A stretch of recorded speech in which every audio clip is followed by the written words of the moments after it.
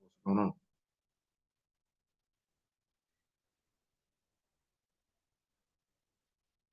Oh, I do a roll with me.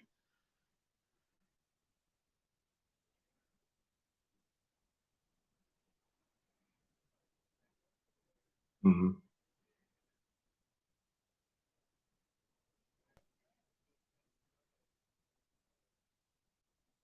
Hmm.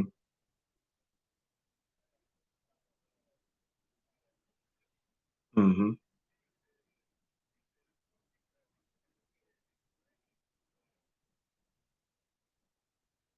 Hmm.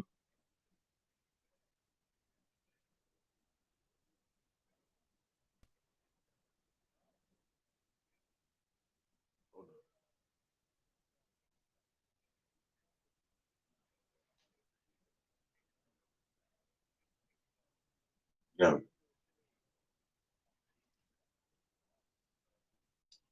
Yeah, we left 10 o'clock this morning. Yeah, my guy rolled with me, so he ain't had nobody with, so I can't call that. I definitely don't know nobody that in Westport.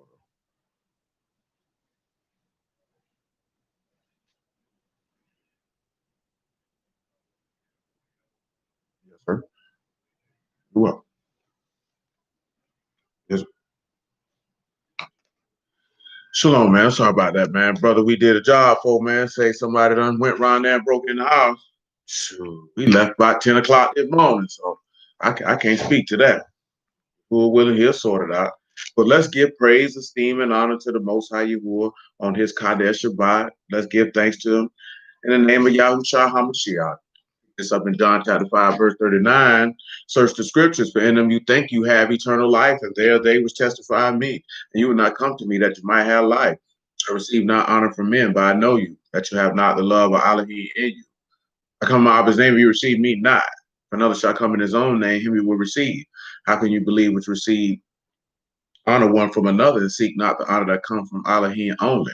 Do not think that I will accuse you, Abba. There's one that accused you, even Moses, in whom you trust. But had you believed Moses, you would have believed me, for he wrote of me. But if you believe not his writing, how should you believe my words? The the third chapter of Ephesians, verse 14. Y'all know what it is. You know what it be. You know what you see.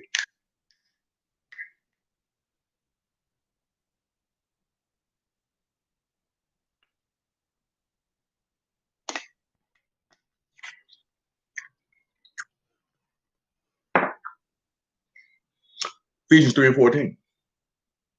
For this cause I bow my knees unto Abba, our Lord, Yahushua HaMashiach, of whom the whole family in heaven and earth is named, with might by his Ruach in the inner man, that Mashiach may dwell in your hearts by faith, that you, being rooted and grounded in love, may be able to comprehend with all saints what is the breadth, length, depth, and height, and to know the love of Mashiach which pass knowledge, that you might be filled with all fullness of Elohim. Now, unto him that is able to do exceedingly abundantly above all that we ask or think, according to the power that work in us. Now, that's what we laid the groundwork for on Wednesday. Was looking at to understand that he is able to do exceedingly abundantly above all that we ask or think, according to the power that he has that is working in us. And that's the key thing. And let's look at exceedingly and abundantly, exceeding abundant, excuse me. Uh,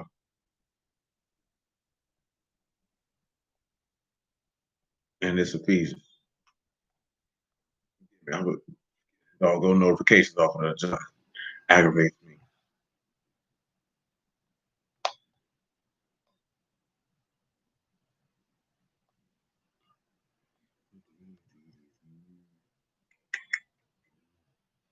Now, of course, it's probably going to be self-explanatory, but of course, exceeding here is upper in Greek, and it's in behalf of, or over, beyond, or more than.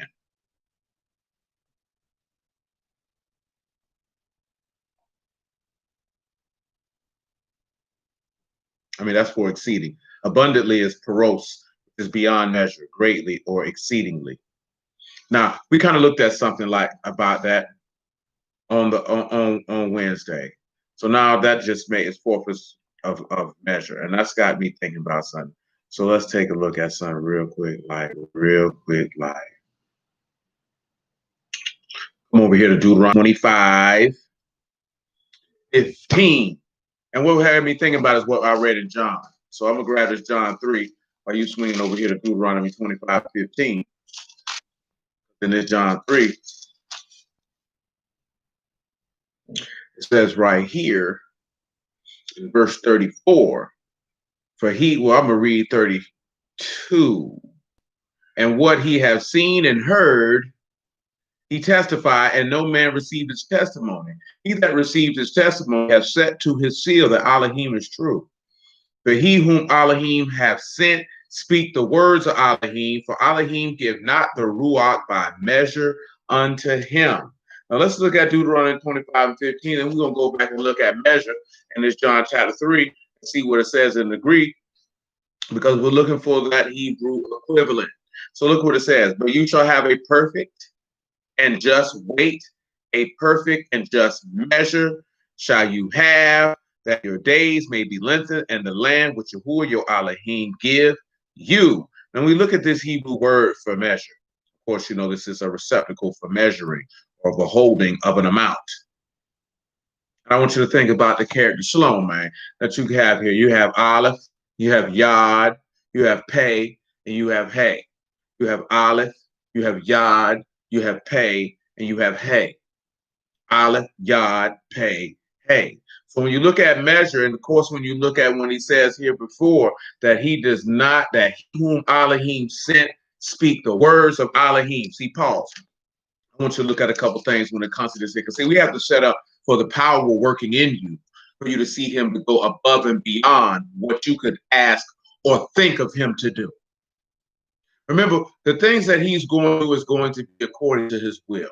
The main thing that people have totally confused is that they think that this man here is to serve you according to your will. That is not the case. That has never been the case. It will never will be the case. That is the pride and to serve you according to every single solitary whim of your heart. Your heart is deceitful above all things and desperately wicked. And Elohim knows it. So he's not going to give you things that are going to destroy you unless you have already decided to follow after your own lust. And he gives you what you desire so he can see what your end is going to be. That's what you have to take as regards to the living Elohim. A lot of things that people think about this man, like I told you before, is learning somebody. And we live in a current, good grief.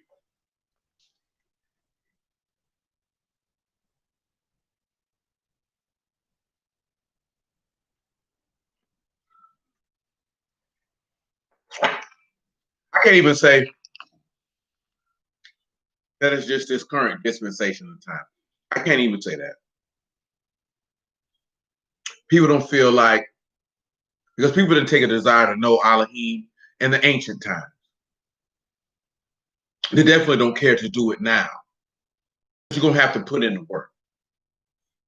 You don't have to put in the work. And you don't want to work hard enough to know him. Because unfortunately, it's duty to learn you. And that you don't have to do anything. And that's arrogancy and pride. And you should know from Proverbs that he tells you that eyes and pride abhorrent.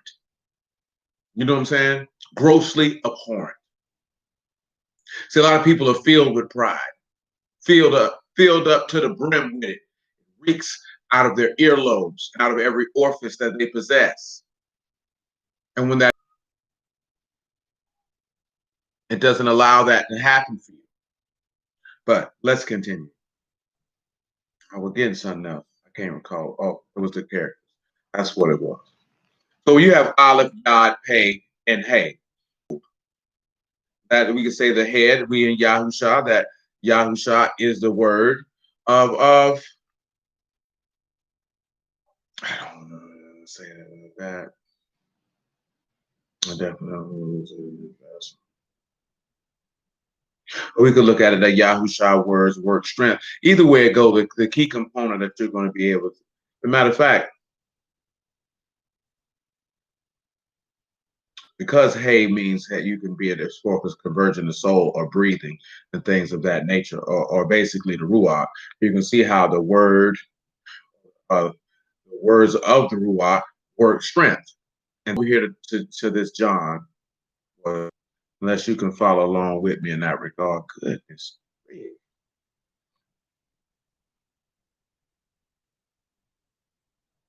And let's leave with this Greek word for measure is.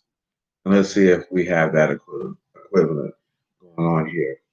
It's metarome, and it is the same thing. A measurement, an instrument for measuring, a vessel for receiving and determining the quantity of things, whether dry or liquid.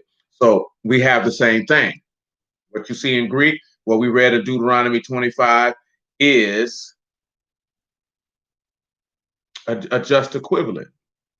So now that we sit back and we think about this, I want you to come to the book of Proverbs. Chapter 28, probably about verse 20.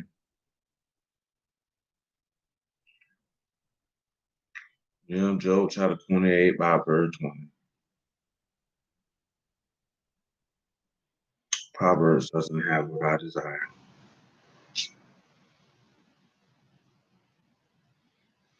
A chapter that some of you should be familiar with. Job chapter 28 and verse 20. And we still got to go, we're still going through Ezekiel 11. Whence then come wisdom, and where is the place of understanding? See, it is hid from the eyes of all living and kept close from the fowls of the air. Destruction and death say, we have heard the fame thereof with our ears. Elohim understand the way thereof. He knows the place thereof. For he looked to the ends of the earth and under the whole heaven to make weight for the winds. He weighs waters by measure. Excuse me.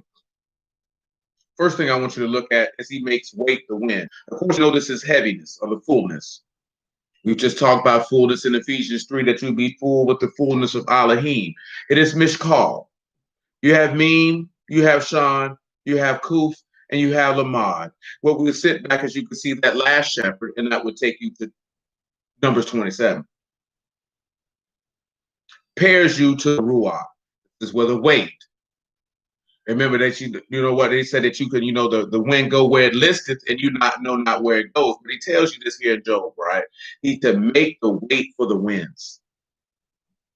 And he weighed the waters by measure. Let's look at weigh.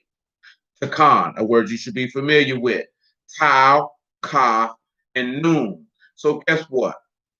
That wound in the open palm has been able to is a covenant of life. You keep that going. Now we get to measure. I believe it's the same word. It is not. It is madah, which is a measurement or stature or size. And on this one here, you got Meme, Dalet, and Hay. And guess what? You can behold the sacrifice of blood of Mashiach. All of these things coming back to this here, for you to get that strength and that power, there has to be a belief on the Son. When the man tells you that, hey, out of your belly shall flow rivers of living water, and this he spake of the Ruach HaKadosh, that those that believed on him should receive.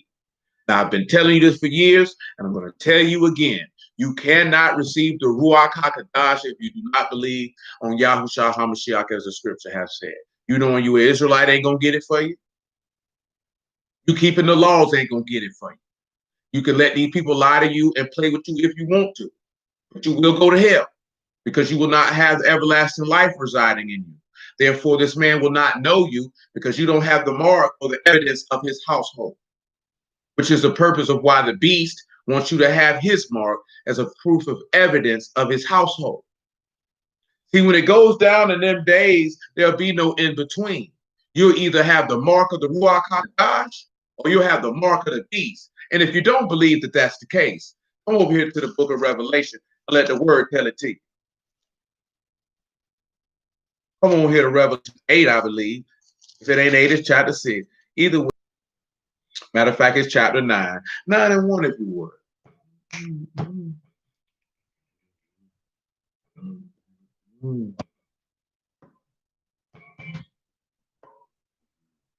Revelation 9 and 1. And the fifth Malachim sounded, and I saw a star fall from Shamahim unto the earth, and to him was given the key of the bottomless pit.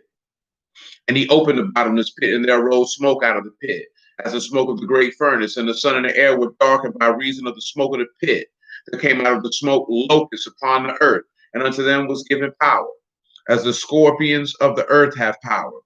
And it was commanded them that they should not hurt the grass of the earth, neither any green thing, neither any tree, but only those men which have not the seal of Elohim in their foreheads. Now, remember what we read in John 3, that anybody who has that testimony has set to the seal that Elohim is true. Come over here to Job 38. We'll go to Job 38 and 1 Kings chapter 21. Well, we got 3 places we'll look at. We'll look at 4 places and see if it's the same word for seal. And we'll start in Job 38 and about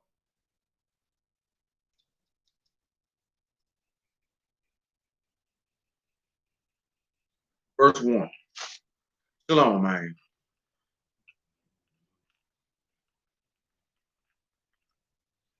Job 38 and 1. This is Yahuwah talking to Job, by the way. Then Yahuwah answered Job out of the whirlwind and said, who is this that it darkened counsel by words without knowledge? See, let me tell y'all something. That's what a lot of these Hebrews out here doing. They darken in counsel. That word is kashak for darken. There's no counsel with it. Well, counsel is up under that. My apologies. That's etzah, which of course is counsel, advice, or purpose. They are making dark the purpose of Elohim without knowledge. With speech, you can't play with that. This is what Yahuwah is telling you now. He's talking to Job. You don't think that's still prevalent and relevant to this very day? That who is this that makes darken the purpose by their utterance or their speech without knowledge? They don't know what they're talking about. But let's continue. Gird up now your loins like a man, for I will demand you and answer you me. Where were you when I laid the foundations of the earth? Declare if you have understanding. Who have laid the measures thereof, if you know, who have stretched the line upon it? See, that's a lot of things that people sit back and they don't understand. That's a different word for measure here, and that's mamad, and that's mean, and dalit. He said, when the morning stars sang together and all the sons of Elohim shouted for joy. Now that keeps on going from the conversation that we had last week about Yahushua being the morning star. Like you read in Revelation 22 and 16, he said he the bright and morning star. Now look what it just told you right here, that when the morning stars sang together and all the sons of Elohim shouted for joy. That you know that ain't Satan. He said when all the morning stars sang together. See, pause. Look at Hebrews chapter 1 for that if you would. Hebrews chapter 1 for that if you would.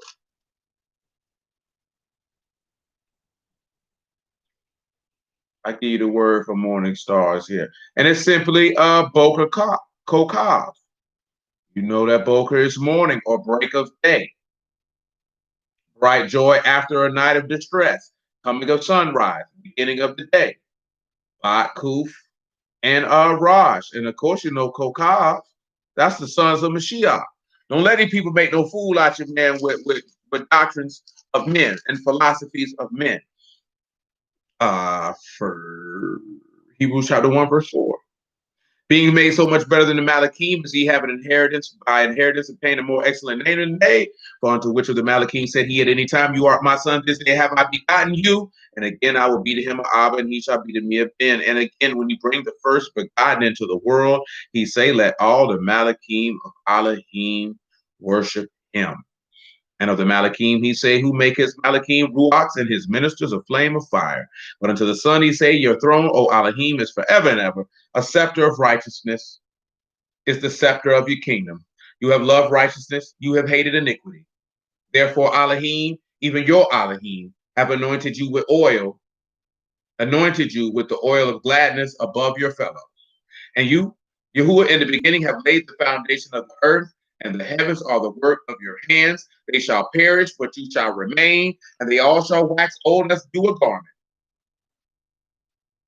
And a vesture you shall fold them up, and they shall be changed, but you art the same until I make your enemies your footstool.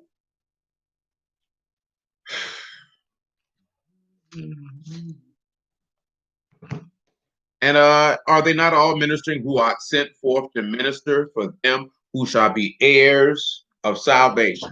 That is what an angel's job is to do, is to serve those who are inherit salvation. That's what their job is. That's why you've seen the angel come in the strength of Mashiach at the time of his weakness. That's all angels are there for. They're there to serve those who inherit salvation. That's why a lot of people don't. That's why they don't give. At the end of the day, you who only fool with those who he fool with. And if he don't fool with you, then he ain't coming through to do nothing for you.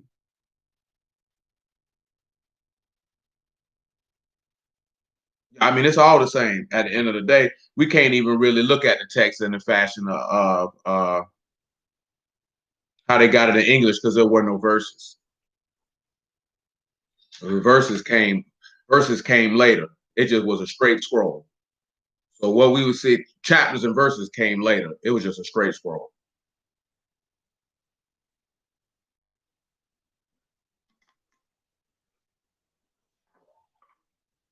Job 38:7. But it is a continuation as far as speech is concerned, because he's talking about what he did in the beginning. When the morning stars sang together and all the sons of Elohim shouted for joy. Or who shut up the seas with doors when it break forth, as if it had issued out of the womb? Now pause. Who shut up the sea with doors when it break forth, as if it had issued out of the womb? I ask you, we discussed this last week. Who can expound on something that we discussed last week? I just want to see if it click in your mind. I ain't finna give you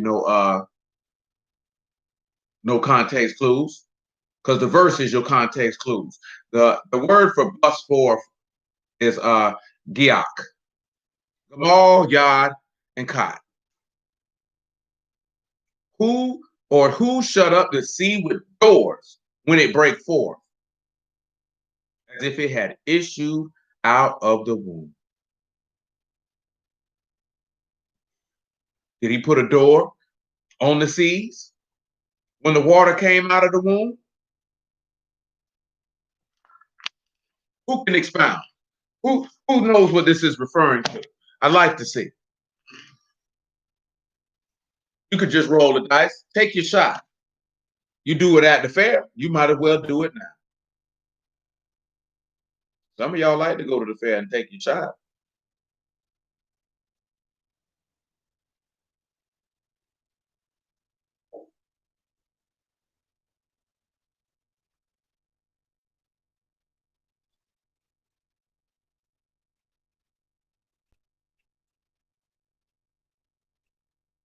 Don't need to be scared.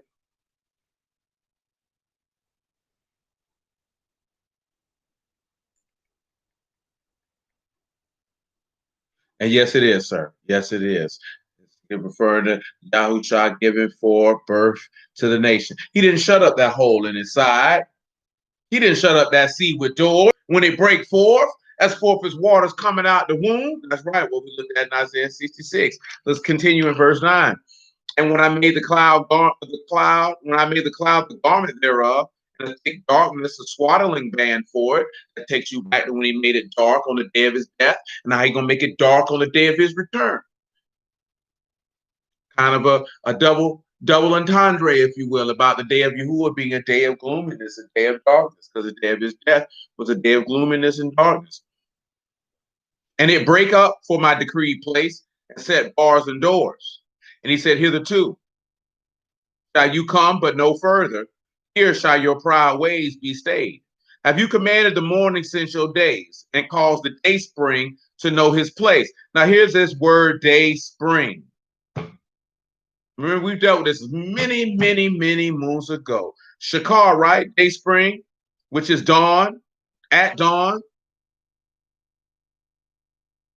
Something in Isaiah that does come to my mind for this year. And what is that for the, and it wasn't what I was thinking about. That's what the word is used for sun in the morning in Isaiah 14 and 12.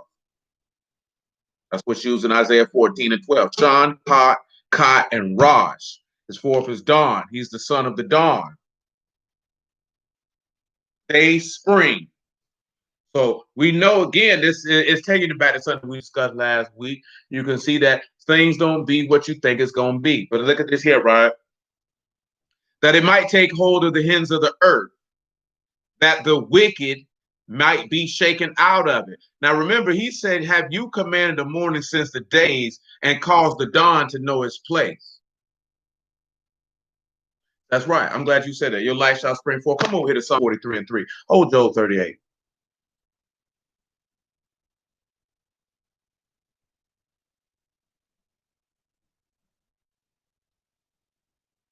You can pick it up at verse 1 because it ain't but 5 verses. Psalms 43. Listen to what it says. Judge me, O Elohim, and plead my cause against an ungodly nation.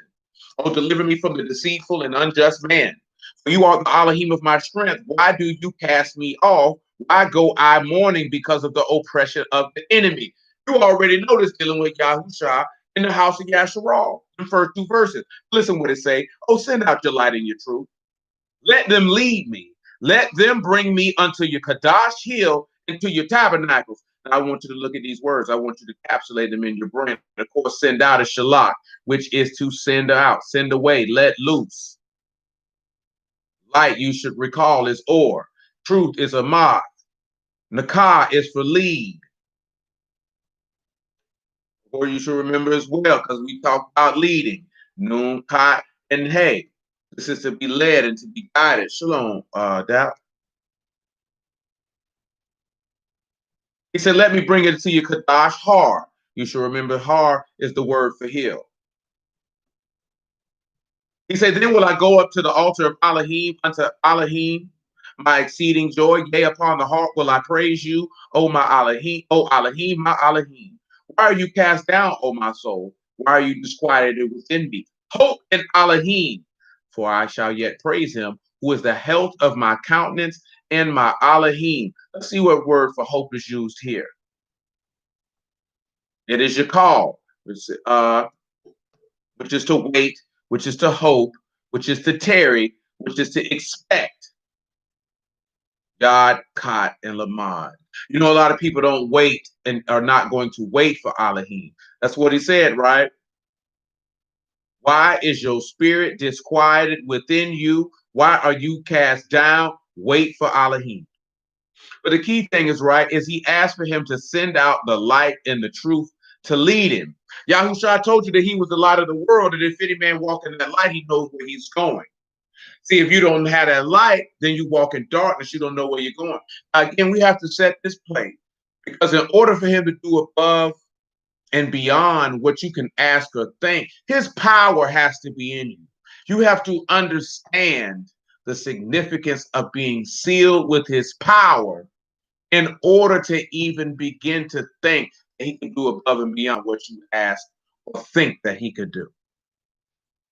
See, most of us don't have that because his word is not dwelling in you. So you don't really have that thought process of what he could do or what you think he could do. I'm back to Job 38.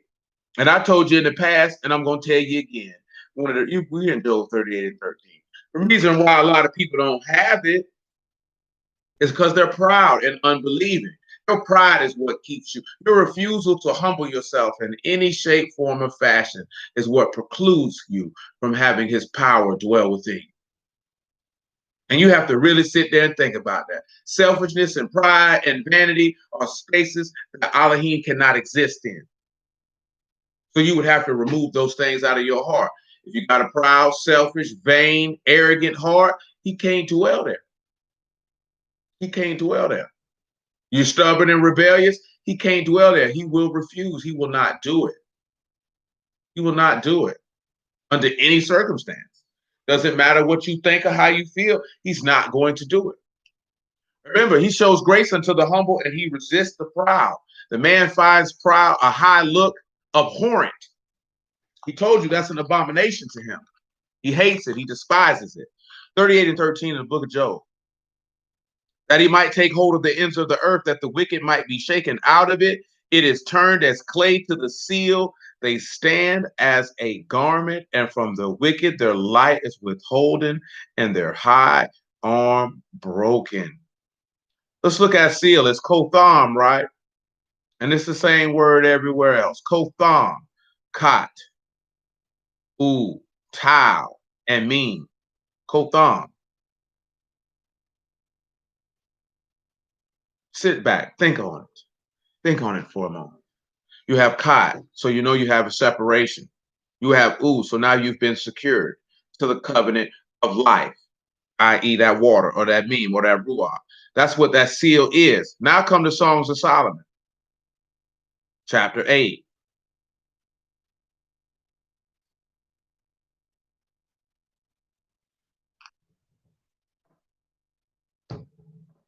Eight and six. I'm sorry.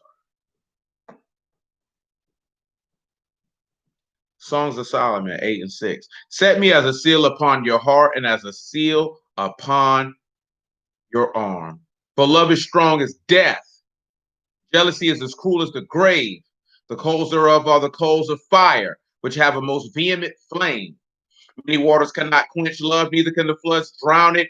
If a man would give all the substance of his house for love, it would be utterly contemned. Now remember, right? He's telling you to set a seal upon your heart, which is your leb, which is your inner, your mind. Then he says, set it in your arm, which is aroa, which is your arm, your shoulder, your strength. The arm is symbol of strength. Zayin, Rashtu, and Ayin. So you would know to know the sacrifice and be secured to the highest. You would know it. Look at what it's sitting back telling you. Have a seal or a mark in your forehead, arm. Same thing. This is what Elohim has told you to do. The beast is looking for the same thing. This is coming from what we just read in Revelation. That when those locusts come up out of that bottomless pit and they come to torment the whole earth, that those who have the seal of Elohim in their foreheads will not be touched. That means everybody else got the seal of the beast in them. See, there's not going to be any gray area. You need to understand that. You will either be serving Yahuwah through Yahusha, or you'll be serving the beast through Satan. That's it. Let people play with you if you want to. Let me tell you something, man. People want to argue with you about with celebrity telling you a brew, or raptures, or Christian churches, and all this other stuff. And these niggas gonna serve the devil. I'm here to tell you, they're going to serve the devil because they're not going to be sealed. And that's what it's going to come in at when you get hungry, like we read in Isaiah 8, and they're going to start cursing their king and their Elohim because these torments going to be falling on them. And they're going to be wondering why they being tormented. Because nowhere in the text does it say that Yasharal will be exempt from these plagues. This ain't Goshen, my nigga. Goshen was the only place where you was exempt. He ain't told you that this go round. Show it to me if that's what he told you this go round. Because he ain't told you you'd be exempt this go round. Did he tell you you'd be exempt this go round? Let's read that Revelation 9 again, because I'm not sure. Let me read that again, man. I'm not sure. Verse 9 and 4, right? And it was commanded them that they should not hurt the grass of the earth, neither any green thing, neither any tree, but only those men which have not the seal of Elohim in their foreheads. So if you ain't got the Ruach, you done. You're going to be plagued. You're going to be tormented. It's not going to be nice for you. It's just not going to be. And it is what it is. You understand? You have to be sealed. It is of the utmost importance. Utmost importance. When we were talking about this here, let me pause for a second. I'm finna go on a small tangent, but nevertheless, we talked about this last week. We talked about this last week in regards to the tree of life. That because that you ate from the law, the tree of knowledge of good and evil, and you died, that Mashiach had to eat from that same tree and die by that same tree in order to get you back access into the paradise or the pleasure of Elohim to partake in the tree that will cause you to live forever, that you can be like Elohim because now you are like him because you know the word just like he know the word. See, he was setting you up so you could be sealed. See, all this other stuff that we got going on, it ain't setting you up to be sealed. And I promise you, and I can promise you this because it's what the text just said. If you don't got it, you're going to be plagued. That's not my opinion. You know what I'm saying? Yeah, but that's good. That's at the hands of the people because they were plaguing. Let's look at because they were plaguing them people. Revelation 11. Look at it. They plaguing these people. 11:3. They plaguing them people because they ain't sealed. Wow. See, this the difference. See, this the difference of what happened in Egypt. See, we were all in Goshen. You ain't get plagued. You were protected by that. See, now being an Israelite or being of the seed of Isaac and Jacob ain't gonna spare you because ain't no Goshen. You're gonna have to have that Ruach this time. That's your Goshen. You ain't got that Ruach, you ain't got no protection. Period. You subject to all the things that fell on Egypt falling on you without that Ruach. You better weigh and consider and understand. Let's look at what it says, Revelation 11:3. I will give power unto my two witnesses. They shall prophesy 1,260 days, clothed in sackcloth. These are the two olive trees and the two candlesticks standing before Elohim. Oh, definitely not. Definitely not. We'll read that one too. That's why I say I'm glad you mentioned it. And if any man will hurt them, fire proceed out of their mouth and devour their enemies. And if any man will hurt them, he must in this manner be killed. These have power to shut heaven, that it rain not in the days of their prophecy, and have power over waters to turn into blood, and to smite with the earth with all plagues as often as they will. And when they have finished their testimony, the beast that ascend out of the bottomless pit shall make war against them and shall overcome them and kill them. Now, as he just stated, they gonna even get killed for the word. But see, they standing for it because they sealed, so they don't mind dying. Remember, he that endured to the end, the same shall be saved. You got to fight the good fight of faith. You understand? But these men gonna have power to smite the earth with plagues. Come back to Revelation chapter 9. Because look at what it said that these people gonna do who refuse, who are not protected by these plagues. 9 and 18.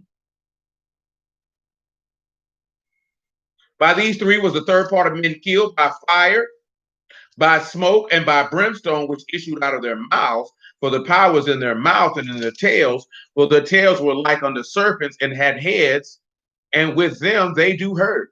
And the rest of the men which were not killed by these plagues yet repented not of the works of their hands, that they should not worship devils, idols of gold, silver, brass, and stone, and of wood, which cannot see, nor hear, nor walk.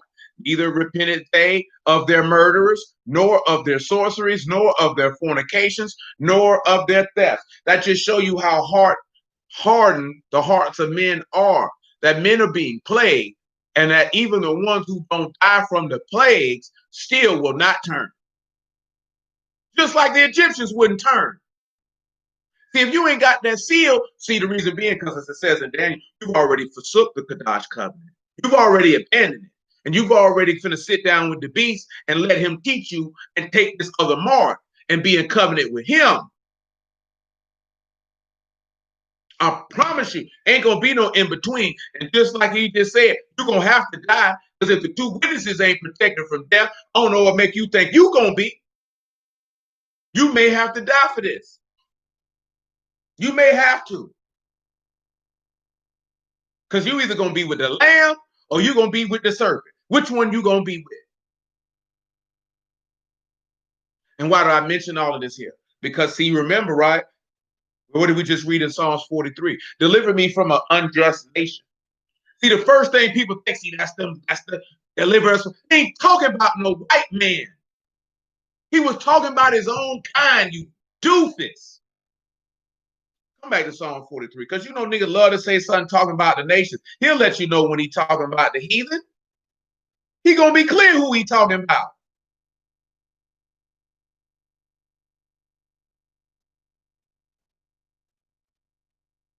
See, come over here, right here, right? Judge me, O Elohim, and plead my cause against an ungodly nation.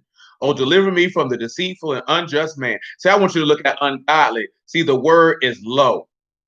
Lamad and Olive. They don't have a teaching of strength. They don't have a head shepherd. What they don't have. That's what it says low. Don't have a head shepherd. An ungodly nation. Then it's got Kased right up under there. These people have no faithfulness, no godliness, no holy one, no nothing. That's what it says there. Deliver me from a faithless people. You already know from Deuteronomy, he told you this is children in whom have no faith. You seen that when they developed Mashiach. They ain't talking about, you don't got no book for that. We know the nations ain't got no faith, stupid. We already know that. We ain't talking about them. They did not believe Yahushua was the son of Elohim, and he was asking for his cause to be pled against the deceitful and unjust man, mainly Judas, who was working through the scribes and the Pharisees. So that's who was working through them. Let's look at unjust, which is involved, injustice, unrighteousness, wrong. We'll tell you, and that's Ayin, U, and I think Lamont. Ayin, U, and Lamont. These people don't want to know. These people don't want to be know and be secure to the shepherd. Let's see why. John 10, just on general principle. You know why these people evil. So y'all don't want to deal with that why these people evil. These people evil because they don't belong to Yahuwah. I don't know why y'all keep thinking that. Remember, he said he don't give the spirit by measure to anyone. He measures that ruach to whom he pleases. And remember, he said him that have the testimony set to the seal, that they set to the kotham. They're sealed. There's a sign there that they belong to him when the testimony is present. Where there is no testimony, there is no seal. Where there is no seal, there is no protection. Where there is no protection, degradation, damnation, and destruction is near. And therefore, your pleas, your cries, your hopes will not be acknowledged. John chapter 10, verse 25. Yahushua answered them, I told you, and you believe not. The works that I do in my Abba's name, they bear witness of me, but you believe not, because you are not of my sheep. As I said unto you, my sheep hear my voice. I know them, and they follow me.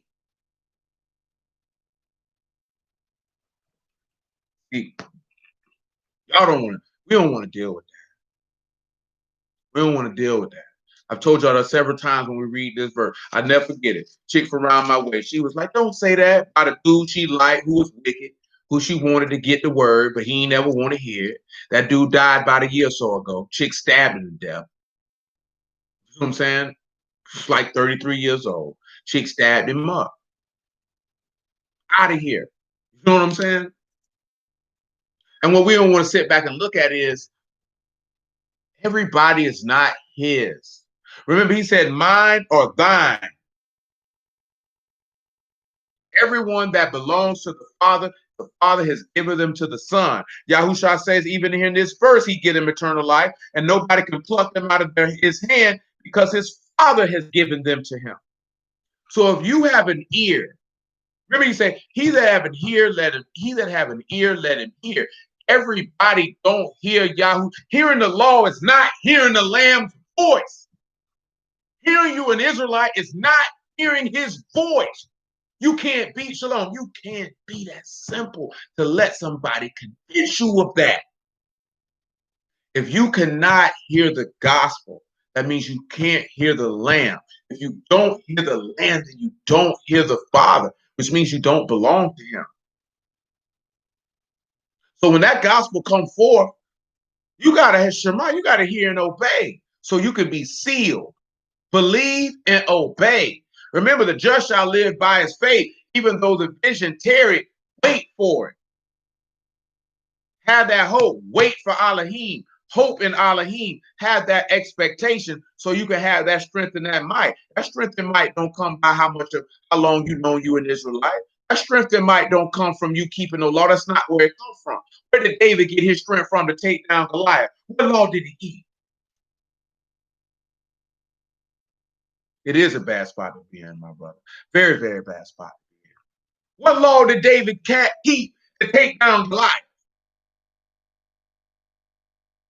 Ask yourself that question. What law did Samson keep to destroy the Philistines in the end? What law did he keep? What law can you do?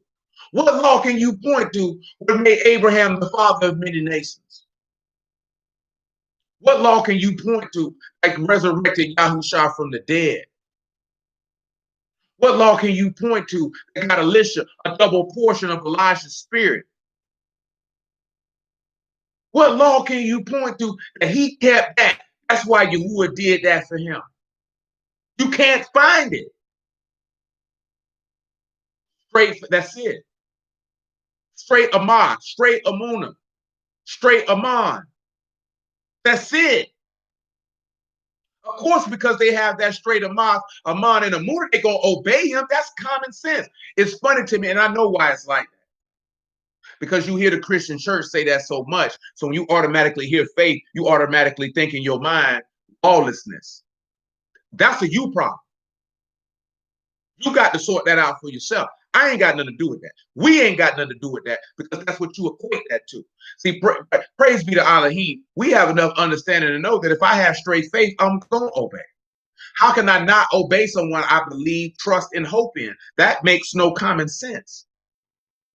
That doesn't make common sense. That I believe in you, I trust you, I hope in your reward, but I'm not going to do what you say. That doesn't make common sense. You know what I'm saying?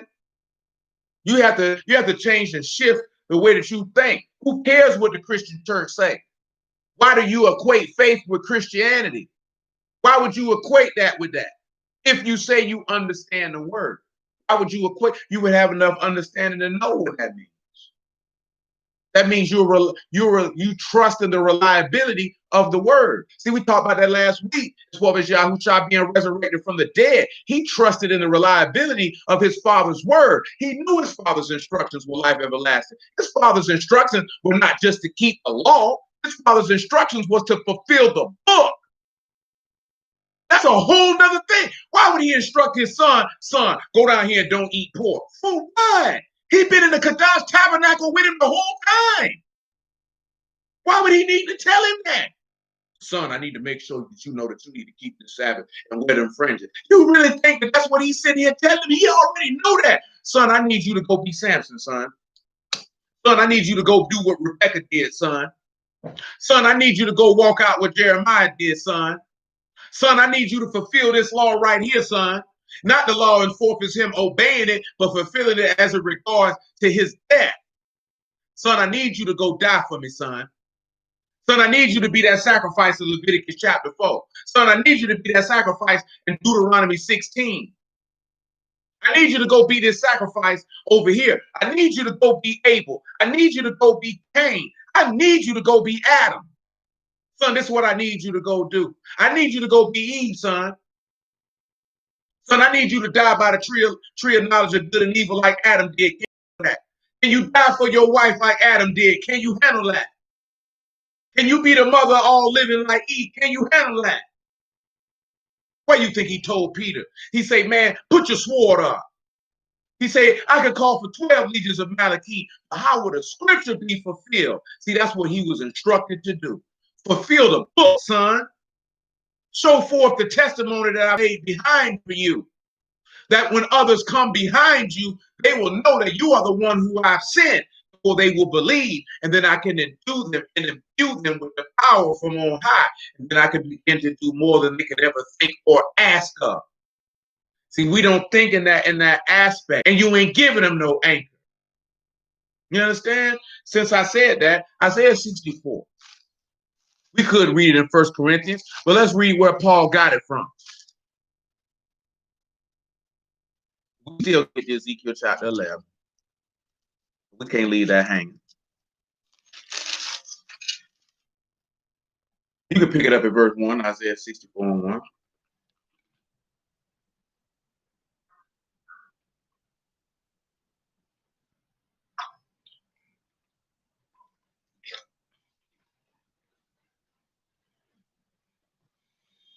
Oh, that you would rend the heavens. Oh, that you would come down, and that the mountains might flow down at your presence. Y'all know from Zechariah 14 that that's what that's referring to. You know that from Matthew 24. They're asking, would you rend to heaven? See, we were talking about, see, this again is flowing back to more of the stuff that we talked about last week. This man gonna crack this and rend that sky. They asking for that.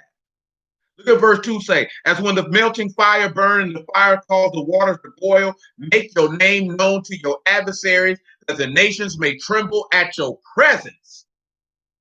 When you did terrible things which we look not for, you came down, the mountains flowed down at your presence. But this is why we're here. For since the beginning of the world, men have not heard, nor perceived by the ear, neither have seen the eyes seen, O Elohim Shalom. Besides you, what he had prepared for him and wait for him. Remember, we were talking about that Garden of Eden last week. He said, you ain't seen, you ain't heard, you ain't perceived what this man has prepared for those who wait for him. And he said, this is from the beginning of the world. Ain't nobody done it. Ain't nobody done it. Now look at this word for Azan, Allah, Zayin, and Nun. Do you know that it's strength in that sacrifice of life? And that's to hear or to listen, to be obedient and to hearken. That's what that word means when he said perceived by the ear. Right after Shema, which y'all know is to hear. He's saying nobody sitting back and their minds are not trained to wait for him. That's why we don't have no power, no strength. But let's look at some people, right, that were filled with power. And Elohim did more than what they could even ask for. That's what we needed. Let me ask y'all this. In Ezekiel 11, right? Do you recall what the man name meant?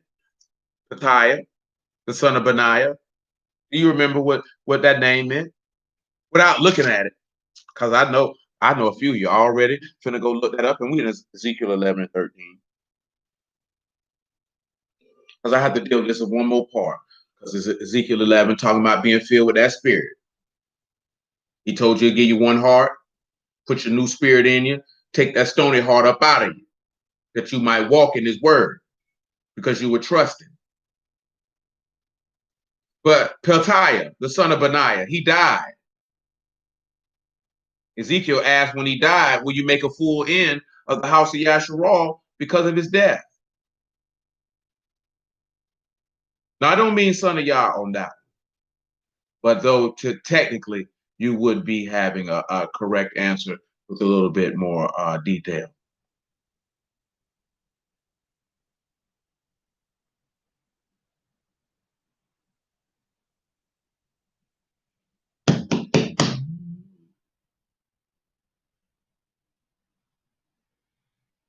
Well, you can come over here to verse 1 so y'all can see who this man is talking to.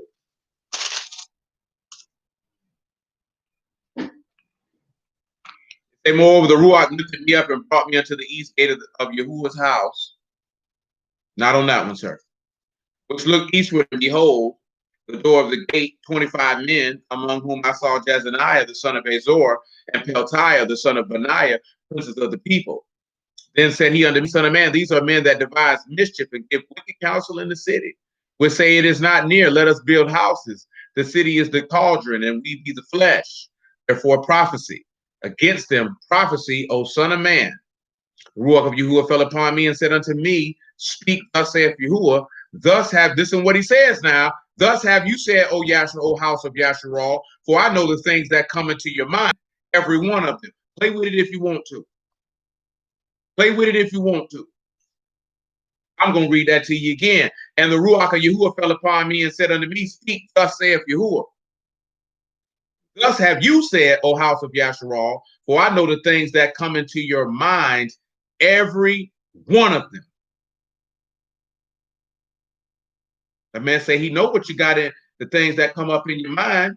When you sit back, come up in your mind, that's Malah. He know your thoughts. See, the name Petiah is Yahuwah delivers. And his daddy name means Yahuwah builds. Listen what it said. You have multiplied your slain in this city, and you have filled the streets thereof with the slain. Therefore, thus saith Yahuwah Elohim, your slain whom you have laid in the midst of it, they are the flesh, and the city is the cauldron. But I will bring you forth out of the midst of it. You that fear the sword, I will bring the sword upon you. Saith Yahuwah Elohim, I will bring you out of the midst thereof and deliver you into the hands of strangers and will execute judgments among you.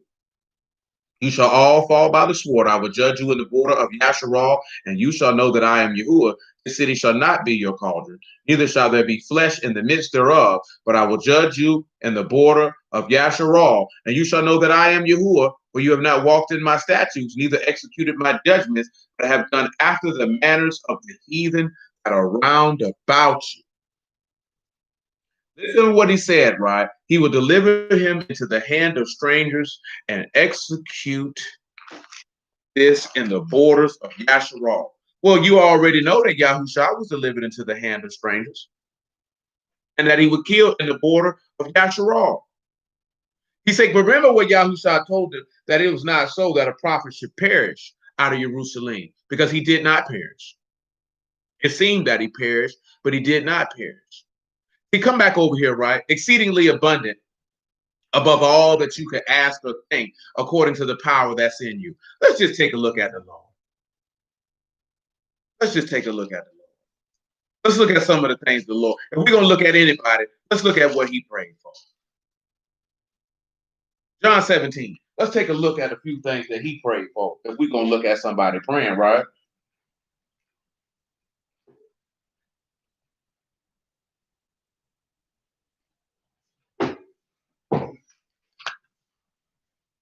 Oh, what's it called? A pot, my G. A pot.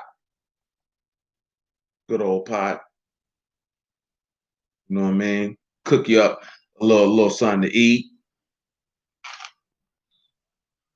And in these days and times, you would more so hear a cauldron associated with a witch. But it's just a pot. I want you to come over here to 17 and 17. Sanctify them with your truth. Your word is truth. This is what he asked. Now let's look at him going above and beyond what you might think of as according to that power. He asked him to be set apart by that truth. I want you to pause. I want you to come over here to Luke chapter 24. I want you to come to verse 45.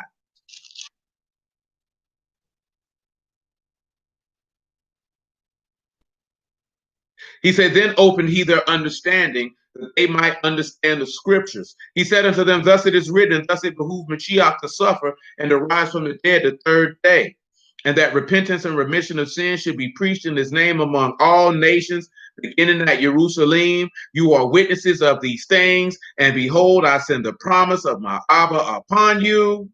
But tarry you in the city of Jerusalem until you be endued with power from on high.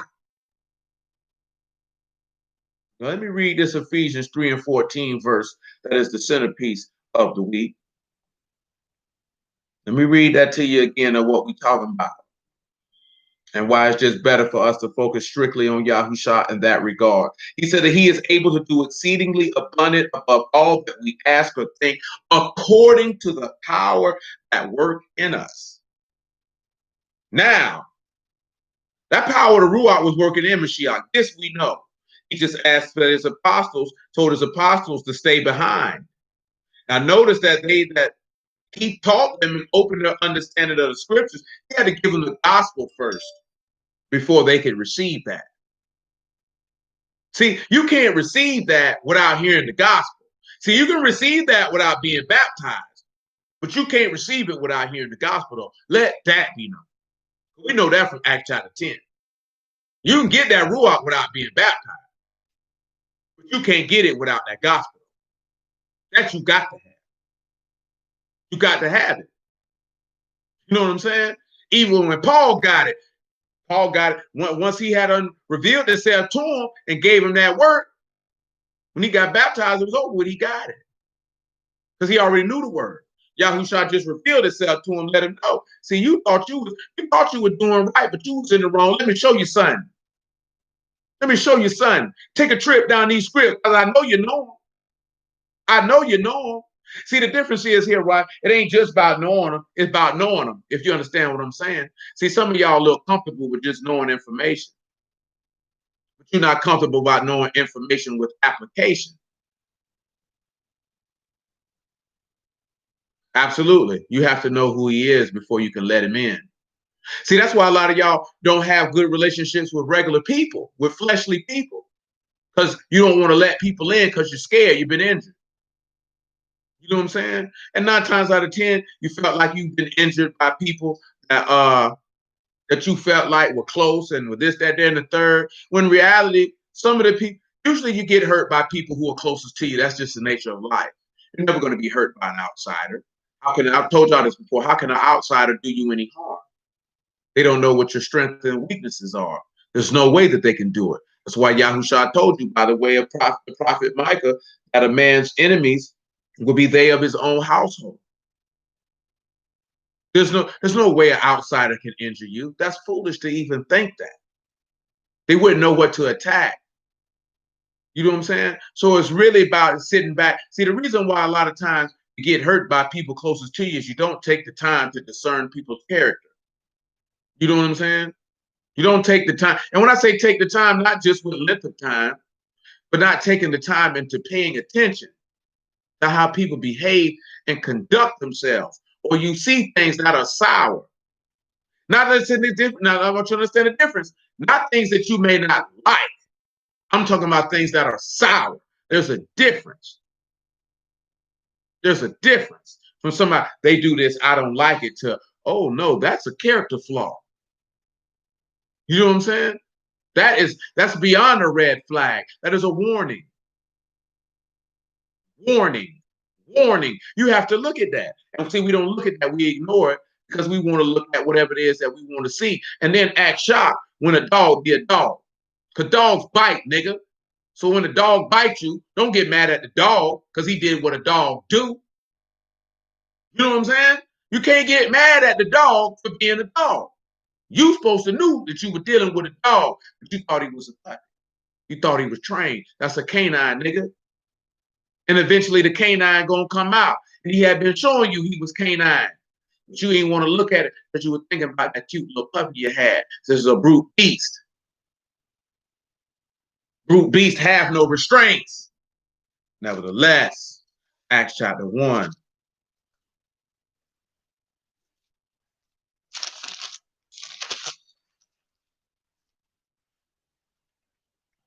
I might want Acts chapter 2, actually, my fault.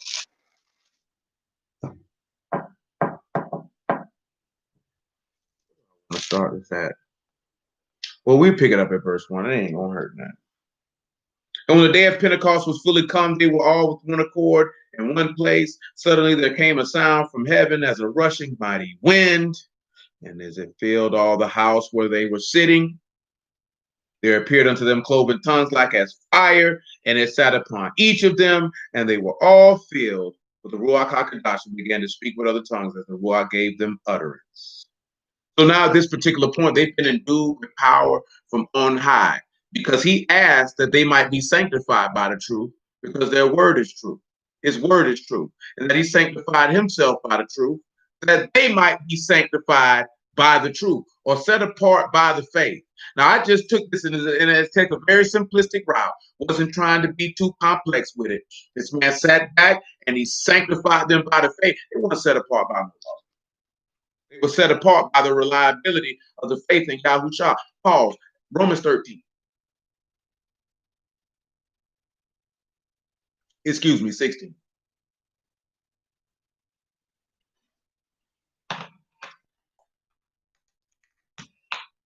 From Romans 16 to Isaiah 8.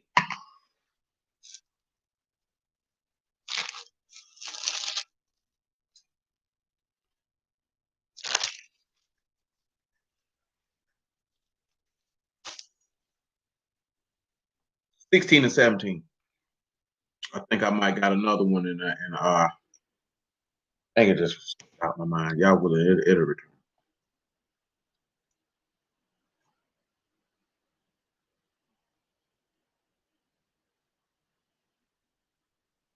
Let's roll. 16 and 17, I beseech you, brethren, mark them which cause divisions and offenses contrary to the doctrine which you have learned, and avoid them. See, I was talking about this the other day. It's very difficult for people to understand that he told you to mark anybody that caused divisions and offenses contrary to the gospel and to not fool with them. See, that's a hard pill for a lot of people. You can't do people like that in the word. Lying to me. Lying to me. Yeah, there's a compassion and there's some mercy in that there in the third. But if people want to offend, and remember, right, if they causing divisions, that means what are they doing? They're committing an abomination. They're committing an abomination. Absolutely. They're committing an abomination. Remember what he told you, sowing discord among brethren? That's one of the 7 things Yahuwah hates. He said, if that's what they're doing, don't fool with them. But the beauty of life is, usually people who try to cause divisions and offenses, you ain't got to stop fooling with them because they're going to stop fooling with you. And that's when you thank the Lord. When men have separated you from their company and cast your name as evil, for Yahushua's name's sake, let yourself rejoice in heaven and thank the Lord. Give praise to Elohim in the name of Yahushua and thank the Lord. Praise the Lord. Sometimes you know that you got to let the trash, sometimes you ain't got to take the trash out. Trash take itself out. You didn't even know that was possible. Not the valet trash. The trash that get up and walk out the door. Human trash. Spiritual refuse. Don't get upset when spiritual refuse take itself out the door. Let it go. Remember what the book tells you, cast out the scorner and contention will cease. That's what this, that's all this Romans 16 and 17 telling you what Proverbs take, get rid of the scorner and all the strife and contention will stop. That's it. That's what the book tell you to do. You don't sit around nobody who's scorning and mocking, causing dissension and discord and contention and strife. Send them niggas on their way. But see, the beauty of life is when you follow what Yahushua do and you don't get back into strife and contention with them, they will leave because you will not feed their sickness. See, people who do that, they have a need for attention. See, ain't nobody love them. Ain't nobody give them a hug. They got problems. They need to go talk to somebody. And I just don't have the expertise to serve you, son. You got to talk to somebody greater than me. Go talk to the Lord. That's what you go do. And find you a good therapist. I hope it's on your insurance plan. You know what I'm saying? If you ain't got no insurance, man, hustle you up some shekels, man, and go talk to somebody. Clearly ain't nobody give you enough hugs and tell you you're mattered enough because you're crying out for attention. See, anytime you see somebody, see, you got 2 types of people that cause strife, contention, drama, whatever you want to call it. It's people who love it and people who ain't getting attention. And that's what they feel like they got to do to get attention. And that's not how you get attention, baby. That's not how you go about that. That's the wrong type of attention. All attention ain't good attention. This ain't showbiz. All publicity is good publicity. All attention ain't good. It ain't good. It ain't good. It's bad when a woman do it. It's 1,000 times worse when a man do it. Because come on, my nigga. You want somebody? What's wrong with you? You need a friend? You need somebody to tell you they love you? Is that what's wrong? You need to talk to somebody. We'll talk to you, man. You can talk to me, man. You need to talk to somebody. You got that going on. But you got to get that whole stuff up out you, man. It ain't right. Come on, man. Romans 16 and 18. For they that are such serve not our Lord Yahushua HaMashiach, but their own belly. See, that take you back to Satan. See, and you sit back and you like to cause offenses and divisions, and you see that in the garden. That he came with a division and he came with an offense contrary to the doctrine. And that's why he said, let me go ahead and send you back your own belly. Because God is your belly, it's your desires. That's why that's why you can avoid them. It's okay to avoid a sinner. It's okay. See, let me tell you something, right? If they offend against you and they repent, then no, that's not what this is referring to. He's talking about people who like to bring divisions and cause offenses. Don't fool with them. For they that are such serve not our Lord Yahushua HaMashiach, but their own belly, and by good words and their fair speeches deceive the hearts of the simple. For your obedience has come abroad unto all men. I'm glad, therefore, in your behalf. But yet I would have you wise unto that which is good and simple concerning evil. And the Elohim of Shalom shall bruise Hashatan under your feet shortly. The grace of our Lord Yahushua HaMashiach be with you. Amen. Timotheus, my work fellow, Lucius, Jason, Sopater, my kinsman, salute you. I, Tertius, who wrote this epistle, salute you in the Lord. Gaius, my host of the whole house, salute you. Aretas, the chamberlain of the city, salute you. And Quartus, a brother. The grace of our Lord Yahushua HaMashiach be with you all. Amen. Now to him that is of power to establish you according to my gospel and the preaching of Yahushua HaMashiach according to the revelation of the mystery which was kept secret since the world began, but is now made manifest by the scripture of the prophets according to the instruction of the everlasting Elohim, made known to all nations for the obedience of faith. Elohim only wise, be esteemed through Yahushua HaMashiach forever. Amen. Look what he said, right? This has been kept secret since the world began, but is now made manifest. Because to him that is of the power to establish you according to this gospel. You need this information for the power to establish you, to make you firm, to be built on that rock. That is what you need. This is where your power source will come from. This is where he says, sanctify them by the truth. Your word is the truth. The word of Elohim is the faith. That is what will sanctify you, as it says in Acts chapter 26. Back to John 17. And the greatest thing of them all.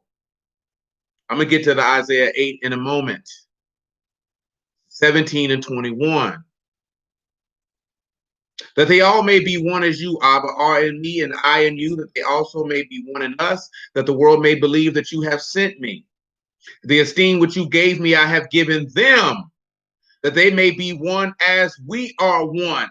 Now listen here, right? The esteem that he has given to the Son, he said he's given it to those. Now, of course, this is also in verse 20. He said he don't pray for his apostles alone, but everyone that will believe on him through the apostles' word. Again, showing you how the apostle is the greatest office in the body, because y'all already know this. Most of you, I should say, who's on here now, know that those apostles had to go in all them cities and teach men so they could teach the people the gospel. Nobody but them 12 had that gospel. Don't let nobody tell you no different. Nobody but the 12 had that word of life. Nobody else had it. You had to come see them. There was no way around that until they started disseminating it out. That's when they brought Paul in. Now, of course, these are the 13 apostles that you know of. Clearly, there were others. And Paul showing that he was not one who he walked with him is showing that he could make anyone an apostle at his choosing. So let that be known, because you got people who call themselves apostles don't even know the gospel, and niggas go for it. I don't care if I see Hebrew dudes say they're an apostle, I just laugh because I'm listening to what you're talking about. You lying to me. You lying to me. But as we used to say back in the day, it's your lie. You could tell it how you want to. You understand? Like if they don't have the gospel, how are they an apostle? Because they have to teach the people this, because they the ones who got it. They the ones who got it. Why you think Peter told Yahushua, where we gonna go? You got the words of eternal life. Where we going? You the one who got it. We can't get the power without what you have. And I'm not saying this here for no other reason than do not take the gospel lightly as if it's just some insignificant piece of information. That's where your power from Elohim will derive from. That's when the exploits, that's when the exploits can be done. See, a lot of us wonder why ain't nobody doing no miracles, ain't got no power, you ain't got no gospel. So how are you going to do it? And we don't want to hear it. I'm trying to, man, look here, man. I've been telling y'all this for years. You ain't got to believe me. Eventually, you should see on your own. Verse 23, I and them and you and me, that they may be made perfect in one, that the world may know that you have sent me and have loved them as you have loved me. Abba, I will that they also whom you have given me be with me where I am, that they may behold my esteem, which you have given me before, for you loved me before the foundation of the world. O righteous Abba, the world has not known you, but I have known you, and these have known that you have sent me. And I have declared unto them your name, and will declare it. And the love wherewith you have loved me may be in them, and I in them. This is what this man asked for. And Yahuwah did above and beyond what he asked for. This man asked that you may be one in him, that you may get the esteem that he has, and that you may be where he is. Now, actually, we've already discussed that in the weeks previous to right now. That's why I say this is a bridge week. We ain't even really going to have to go that deep because we've already went over this stuff before now. But I just want you to sit back, look at what he asked for. And he asked for it according to the power of Elohim that was in him. That power of Elohim that was in him was according to the faith that he had. And he didn't give that faith to, and he doesn't give that out by measure. He fills each man up according to the level of faith that he has. You recall when Yahushua would heal a couple people and he said, according to your faith, it shall be. See, you're going to get from Elohim according to your measurement of faith. The greater the faith, the greater the measure. The lesser the faith, the lesser the measure. See, nobody don't want to sit back and think about that. The greater the faith, the greater the measurement. Simple as that. The greater the faith, the great. And when we say the measurement, that measurement can pertain to anything from wisdom to understanding to knowledge to offices, to healing powers, to miracle working, to diversity of tongues, to governments, to apostleship, to prophets, whatever. Whatever. What you get is going to be according to your faith, and that's it. Stronger the faith, the stronger the reward. Well, I shouldn't say reward, but the stronger of the measurement. And nobody can't do, I can't do nothing for you about that. I can help strengthen your faith, but at the end of the day, I can't make you believe. I can't make you believe. That's on you. You know what I'm saying? That's on you. That's up to you. That's up to you. Isaiah chapter 8. 8 and 16.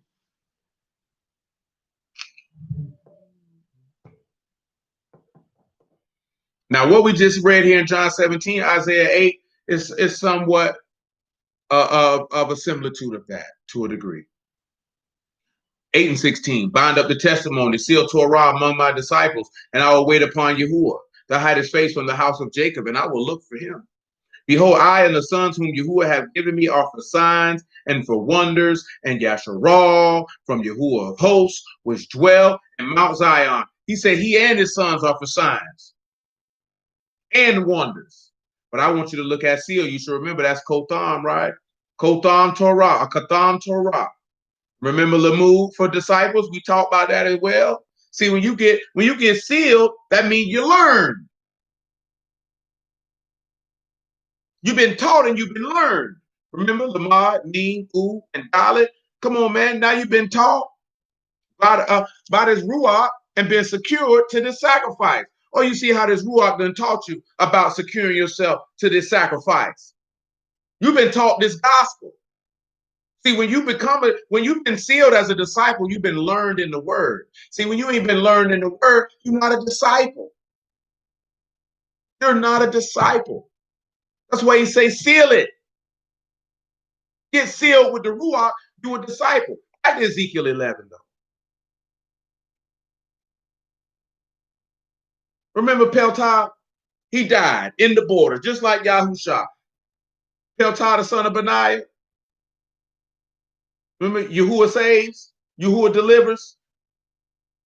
He died. His daddy name means Yahuwah builds. The one who delivers is the son of Yahuwah who builds. We know that Yahuwah built the son and built the sanctuary with our hands. Well, why did he have to die? Because of ungodliness. So when you understand why the son had to die, then you understand why you have to follow him. Now, we just looked at some of the things that Yahushua prayed for. Let's look at something else in Matthew 26 that he prayed for, that he did above and beyond. Or do I want Luke 22?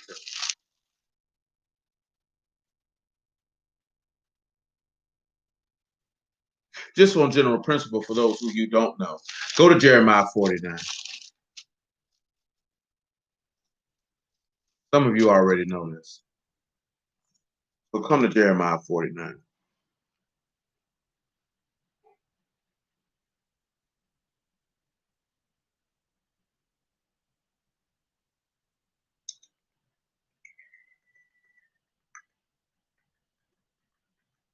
and 7 is fine.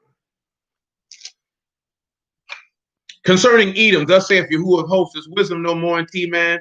Is counsel perished from the prudent? Is their wisdom vanished? Flee you, turn back, dwell deep, O inhabitants of Dedan. I will bring the calamity of Esau upon him, the time that I will visit him. Can anybody tell me what verse 8 in Jeremiah 49 is talking about? Flee you and turn back and dwell deep, O inhabitants of Dedan. I will bring calamity of Esau upon him and the time that I will visit him. Dedan, that's the low country. Chilling in the low country. Who can tell me what it means? What is this talking about? He asked his counsel perish from the prudent. So is the Etzah perish from those, and prudent there is B'nai or understand. As they Kopma, has their skill vanished? Sirach, it's going free, it's unrestrained, it's overran. He ain't got no count. Is the counsel gone from him who have understanding? Is his wisdom vanished? Y'all go ahead and flee. You might as well turn back. Can anybody tell me what that's talking about? I know you know. I'm confident in you. I believe it.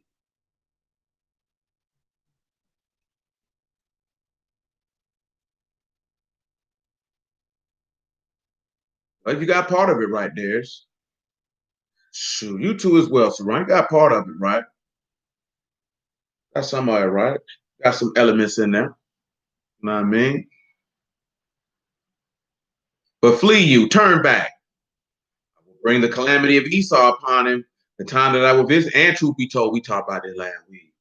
We talked about verse 8 last week. I'm telling you, everything we're looking at just a reference point of what you already done learned. Last.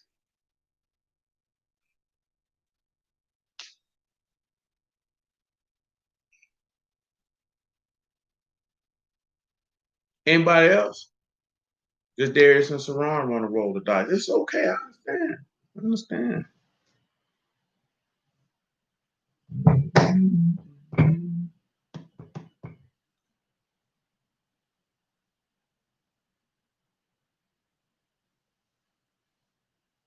Lack of counsel, other Pharisees. I could see why you would say that one there too.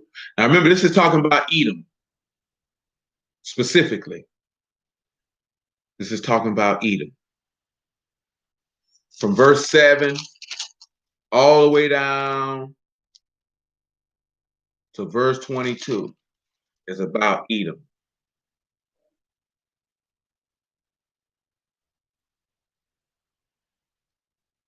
The first thing when you look at a counsel is perish from the prudent. We already know that the what's his name? What their name is? Pharisees didn't have understanding. How do we know they didn't have understanding? Pause.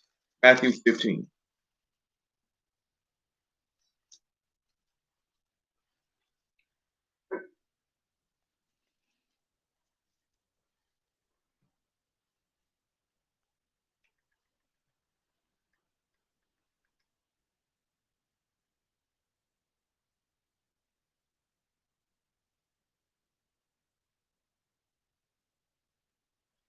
15 don't have the word usage. I desire. I think Mark 7 may have what the word I'm looking for. You know what? I'm in the wrong spot.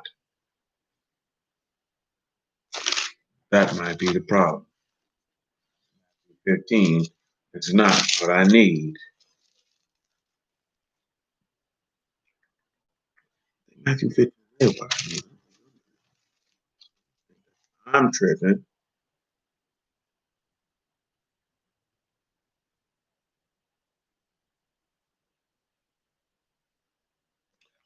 My head, it's ringing in my head as I speak. I feel like I'm looking right past the verse of what I desire.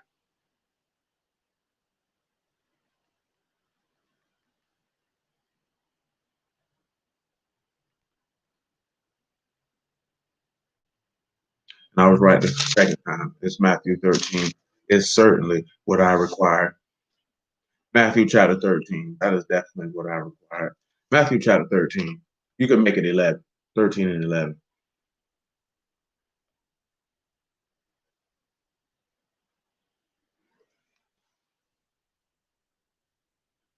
And he answered and said unto them, because it is given unto you know the mysteries of the kingdom of Shamahim, but to them it is not given. For whosoever have, to him shall be given. He shall have more abundance. But whosoever have not, from him shall be taken away, even that he have. See, that happened with David. See, he had more abundance, and he took from him who had nothing. So what he had was taken away from him, if you recall. Let's continue. Therefore I speak I to them in parables, because they seeing see not, and hearing they hear not, neither do they understand. And in them is fulfilled the prophecy of Isaiah, which say, by hearing you shall hear, and shall not understand, and seeing you shall see, and shall not perceive. For this people's heart is waxed gross, and their ears are dull of hearing, and their eyes have they closed, lest at any time they should see with their eyes, and hear with their ears, and understand with their heart, and should be converted, and I should heal them. But blessed are your eyes, for they see, and your ears, for they hear. You understand? Now you have to sit back and look at that, right? He's sitting here telling her these people's hearts is so hard they can't hear no word. Yahusha is this man of understanding, and there was no counsel when he was on that stake. Remember, he stayed quiet.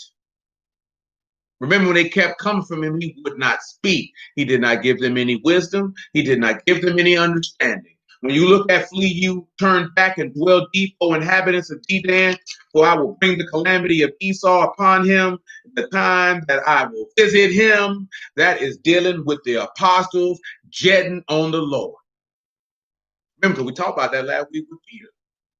See, you think it's just smite the shepherd and the flock who flee, but y'all know better than that. It's everywhere. And Jeremiah 49 and 8, he's talking to the disciples. You better hit it, O inhabitants of the low country, the humbled man. That take it Isaiah 40, if you want to talk about low valleys and hills and being humble. But we're not talking about that tonight. Jeremiah 49 and 9. He say, for if grape gatherers come to you, will they have not leaves some gleaning grapes? If thieves by night, they will destroy till they have enough. He said, you don't come out against me like these with swords and staves. I was always teaching with you in the temple, and you never lay hold on me. Let's continue. But I have made Esau bare. I have uncovered his secret places. He shall not be able to hide himself. His seed his spoil, his brethren and his neighbors, and he is not. Now he said he made him bare. Let's look at that. Kasab, stripped off, right? Caught, shine, and pay. We just dealt with that the other day. You know how they made him bare. The man say, tonight is the night that he dies. Remember, every other time they couldn't get him. He exposed him. See, when you get exposed, your judgment comes. He said he shall not be able to hide himself. How many times can we look? Let's just look at how many times the Lord hid himself.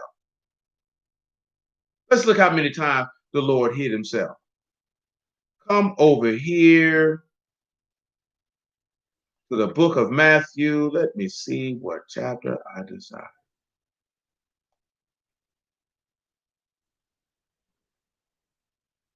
Let's make it John 12.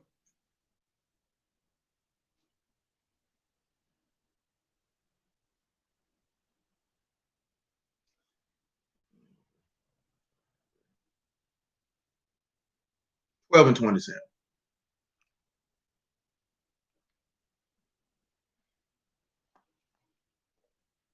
He said, now is my soul troubled. Not in this particular chapter, but I see why you mentioned that. It don't really go into that in great detail. But that is a part of the play anytime you're dealing with Esau. Now is my soul troubled, and what shall I say? Abba, save me from this hour. But for this cause came I unto this hour. Abba, esteem your name. Then came there a voice from Shamahim saying, I have both esteemed it and will esteem it again. The people thereof that stood by and heard it said it thundered. Others said, and Malachim spake to him. Yahusha answered and said, the voice came not because of me, but for your sakes. Now is the judgment of this world. Now shall the prince of this world be cast out. And if I be lifted up from the earth and will draw all men unto me. This he said, signifying what death he should die. The people answered, him we have heard that out of Torah, Mashiach abide forever. How say you, the Son of Man must be lifted up? Who is this Son of Man? Then said Yahusha unto them, yet a little while is the light with you. Walk while you have the light, lest darkness come upon you. For he that walk in darkness know not where he go. While you have light, believe in the light, that you might be sons of the light. He spake Yahusha and departed and did hide himself from them. We go ahead and slide. He mentioned John 10. Let's take a look at John 10. Then John 8. 10 and 32.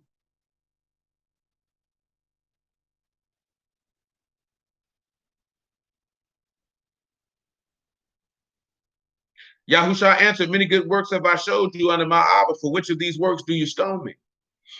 The Yahudim answered him, saying, for a good work we stone you not, but for blasphemy, because you, being a man, make yourself Elohim. Yahusha answered them, is it not written in Torah, I said, you are gods? If he called them gods unto whom the word of Elohim came, the scripture cannot be broken. See, remember Psalms 82 dealing with you becoming sons of Elohim. He tell you that can't be broken.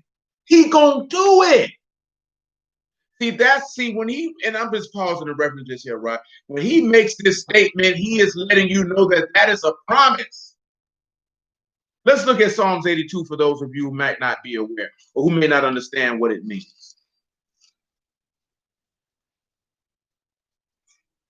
Psalms 82 and 1. Let's look at it for those who may not know what it means and what it's talking about.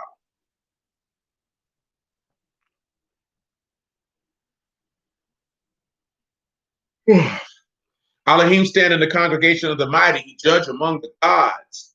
How long will you judge unjustly and accept the persons of the wicked? Selah. Defend the poor and fatherless. Do justice to the afflicted and needy. Deliver the poor and needy and rid them out of the hand of the wicked. See, you don't even know. He just told you the prince of this world been cast out. You don't even realize that when Yahushua died and resurrected from the dead, you get delivered from the hand of the wicked. Huh? Do you not know that? No, he don't. The acceptance of the persons of the wicked is done. They've been judged. He told you that in John 16. He's been judged. It's over for him. He's been condemned. But he was condemned already. Nevertheless, they know not, neither will they understand. They walk on in darkness. All the foundations of the earth are out of course. I have said, you are gods, and all of you are sons of the Most High. But you shall die like men, and you shall fall like one of the princes. Arise, O Elohim, judge the earth, for you shall inherit all nations. Look at what he's telling you, right? He's giving you a glimpse. He said, you are gods, and all of you are sons of the Most High, but you're going to die like a man. You're going to die like a man. Remember what we read already in Psalms 43? Deliver me from the ungodly people, the people who have no faith, from the unjust and deceitful man. Send out your light to lead me in your Kadash hill and to your tabernacles. See how you say you'll die like men? Remember what we read, oh, Lucifer, son of the morning, how you fallen from heaven, how you ascend above the heights of the cloud and set your throne, exalt your throne above the stars. But he said, but you'll be brought down to the pit and to the sides of hell. Because guess what? You are God, but you're going to die like a man, though. You're going to die like a man, though. Look at what he come back and tell him in John chapter 10. Guess what? Once you receive the Ruach, because he's giving you power to become the sons of Elohim, you still going to die like a man. Very easy concept to understand. But Psalms 82 and this John 10, this is what the 5%ers use. See, we gods, be. Peace, God, and all this other stuff, distorting the text. It's always funny how Muslims of any type want to try to use the Bible. Hey, man, look here, man. Don't try to piggyback off the word. Your prophet Muhammad, roll with him. Right? How is Muhammad a prophet and no prophecy he ever spit come to pass? Any prophecy Muhammad spit, he referring you back to the prophets of Elohim. Come on, man. You can't be that simple. And nigga be talking about Muslims is the same as though you's an idiot, nigga. Have you ever read the Quran, stupid? And you supposed to call them stupid. But when you make a statement like that and you ain't read the Quran or you done read it and you still say that you stupid. What prophecy? They say Muhammad is a prophet. Well, what prophecy did he spit that came to pass? Let's put the 9-year-old wife notwithstanding. What prophecy did he spit that ever came to pass? If he a prophet, why he trying to tell us to go look at the prophets that's in the scriptures? Well, if I need to do that, what am I listening to you for? And you ain't even adding on to what the words say. You big dummy, you rock worshiper, you vagina worshiper. We denounce you and reject you on sight. Nevertheless, John chapter 10.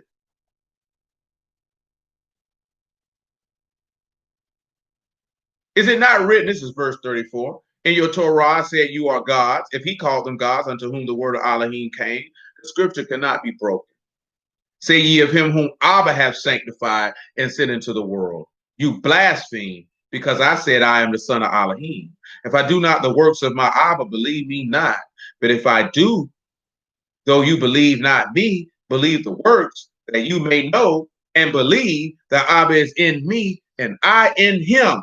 Therefore they sought again to take him, but he escaped out of their hand. And he went away again beyond Jordan to the place where John had first baptized, and there he abode. And many resorted unto him and said, John did no miracle, but all things that John spake of this man were true. And many believed on him there. You heard what he said? They believed on the strength of a word.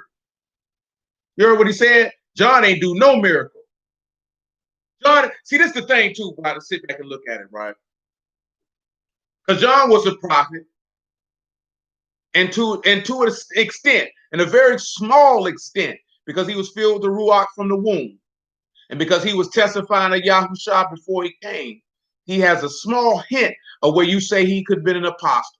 But the key thing of what you looking at is, it say John ain't do no miracle, but everything he said about this man is true. We believe on Yahushua. See, that's what a lot, and I said that this time because it's a lot of rules be like, where the miracles at? Or we doing miracles, so you should believe us. Nigga, what kind of crap is that?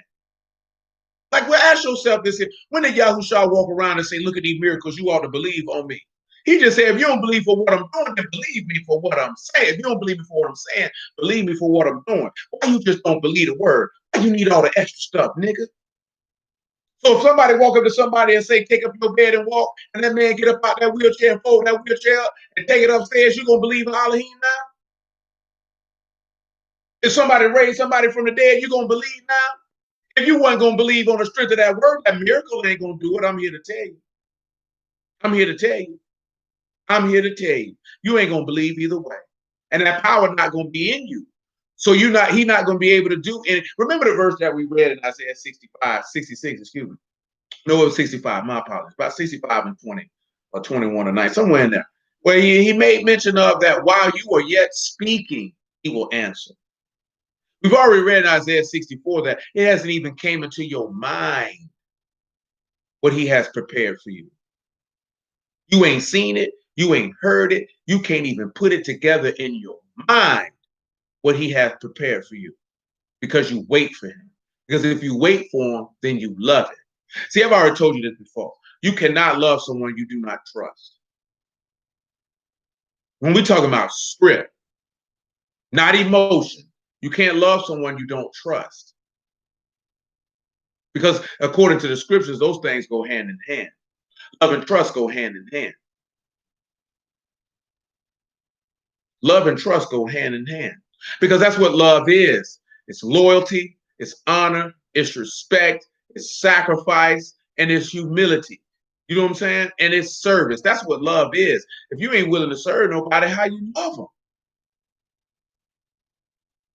If you selfish, how do you love them?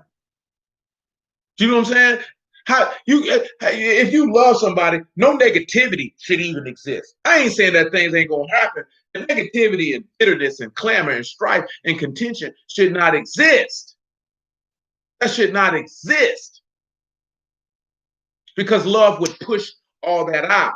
Because if we say that that's love, that we love somebody, we conducting ourselves like that, and we say we godly, and we say that's the love that Mashiach gave, because he said for us to love each other like he loved us, and he did not love us like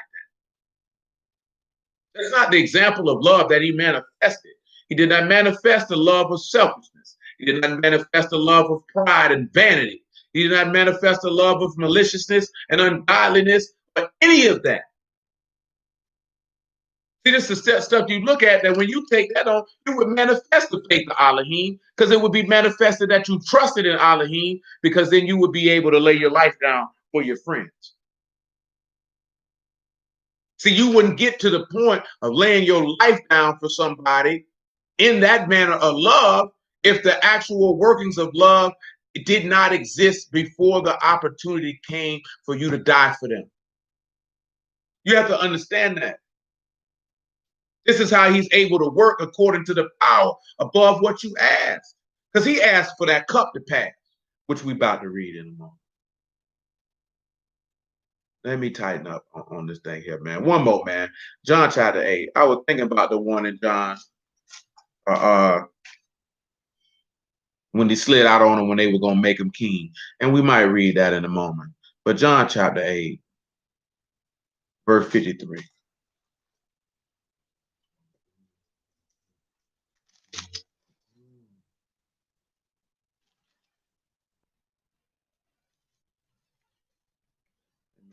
That could have been in Luke. There you go.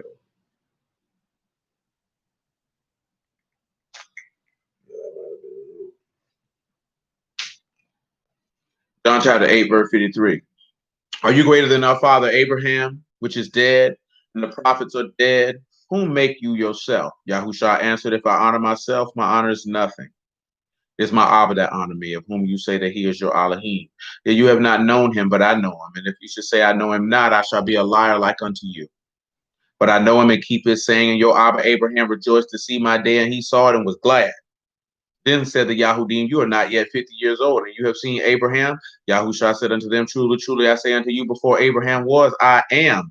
Then took they up stones to cast at him, but Yahushua hid himself and went out of the temple, going through the midst of them, and so passed by.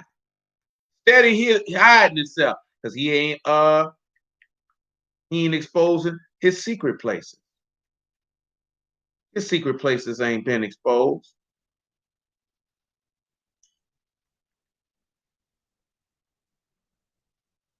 John chapter 6.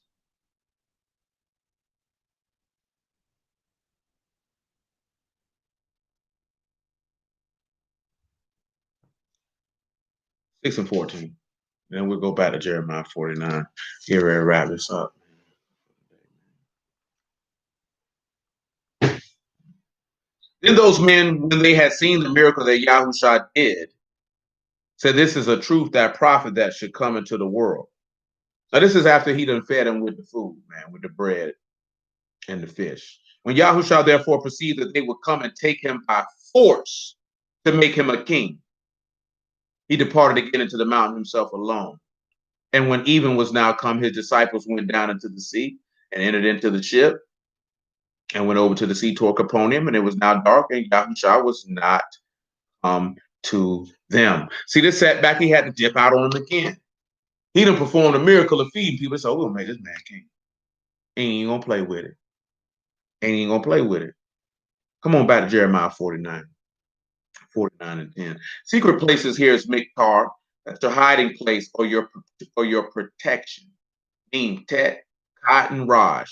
So guess what? The snake get to shed a little blood, even though this person is protected by the highest. He get to shed a little blood when he get to expose, uncover his secret places. He's not going to be able to hide himself. They say they can't remember. They came looking for him, right? We looking for Yahushua Nazareth. We said this is he. They fell backwards. Yahushua Nazareth fell backwards. Look at verse 11. Leave your fatherless sons. I will preserve them alive. Let your widows trust in me. But thus saith Yahuwah, behold, they whose judgment was to not drink of the cup have assuredly drunk it. Are you he that shall altogether go unpunished? You shall not go unpunished. You shall surely drink of it. For I have sworn by myself, saith Yahuwah, that Bozrah shall become a desolation, a reproach, a waste, a curse.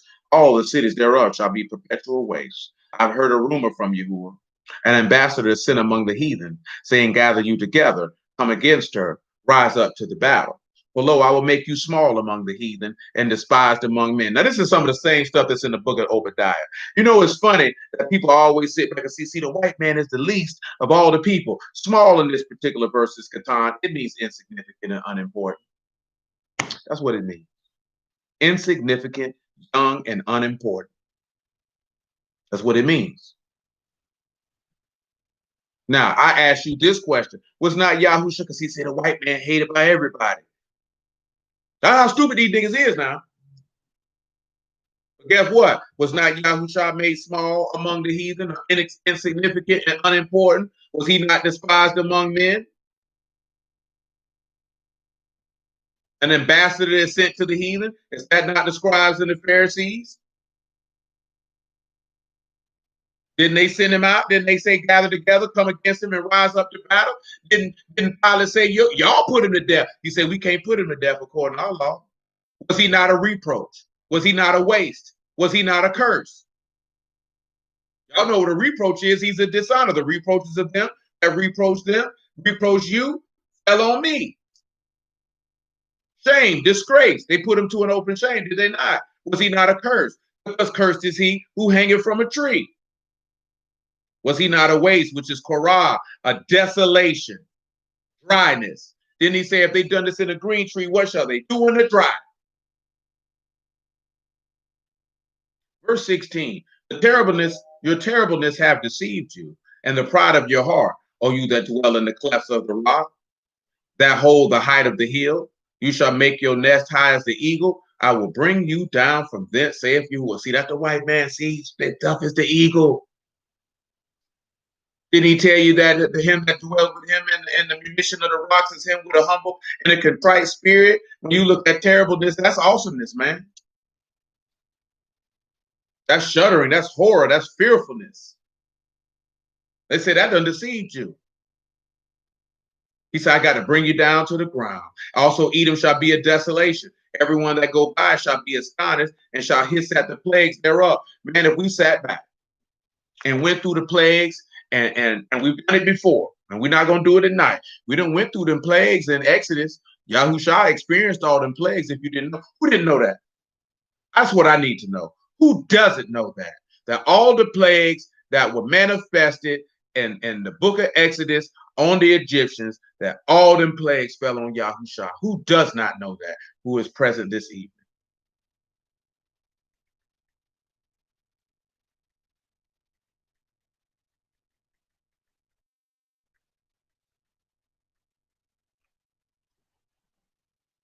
I'm asking because if you don't know it, then that means I have to take the time to try to work that in, to bring that to remember. Yeah, it's been some years, man. We did that probably like 4. It ain't nothing that we've done recently. It's been about a good, probably about. Oh, ain't no probably. I know it was. It was 20. It was 2016. Cool. That means we'll have to revisit that to bring that back to remember. Like I remember exactly where I was now that I'm thinking about it when it came to mind. Came to mind when we were cleaning the Bonos in Atlantic Beach. This was 2016. So yeah, that's when I came to mind. So it's been 4 years. But each one of those plagues that you see in Exodus that fell on the Egyptians, Yahushua experienced every one of those plagues. Every one of those plagues fell upon him, step for step. Of course, with the last one be the killing of the firstborn, which is the last thing that he experienced when he gave up the breath, gave up the ruach. You know what I'm saying? That's what happened to him. Now we're looking at that because he did exceeding over what you could think. Word, yeah, it was fresh because I remember exactly when it happened, when it came to mind, because I was literally working. I was thinking on something that was said to me, it clicked because I was talking to Trav when it came to mind. Exactly, I was talking to Trav when it came to mind. You know what I'm saying? And then we did it that week. Let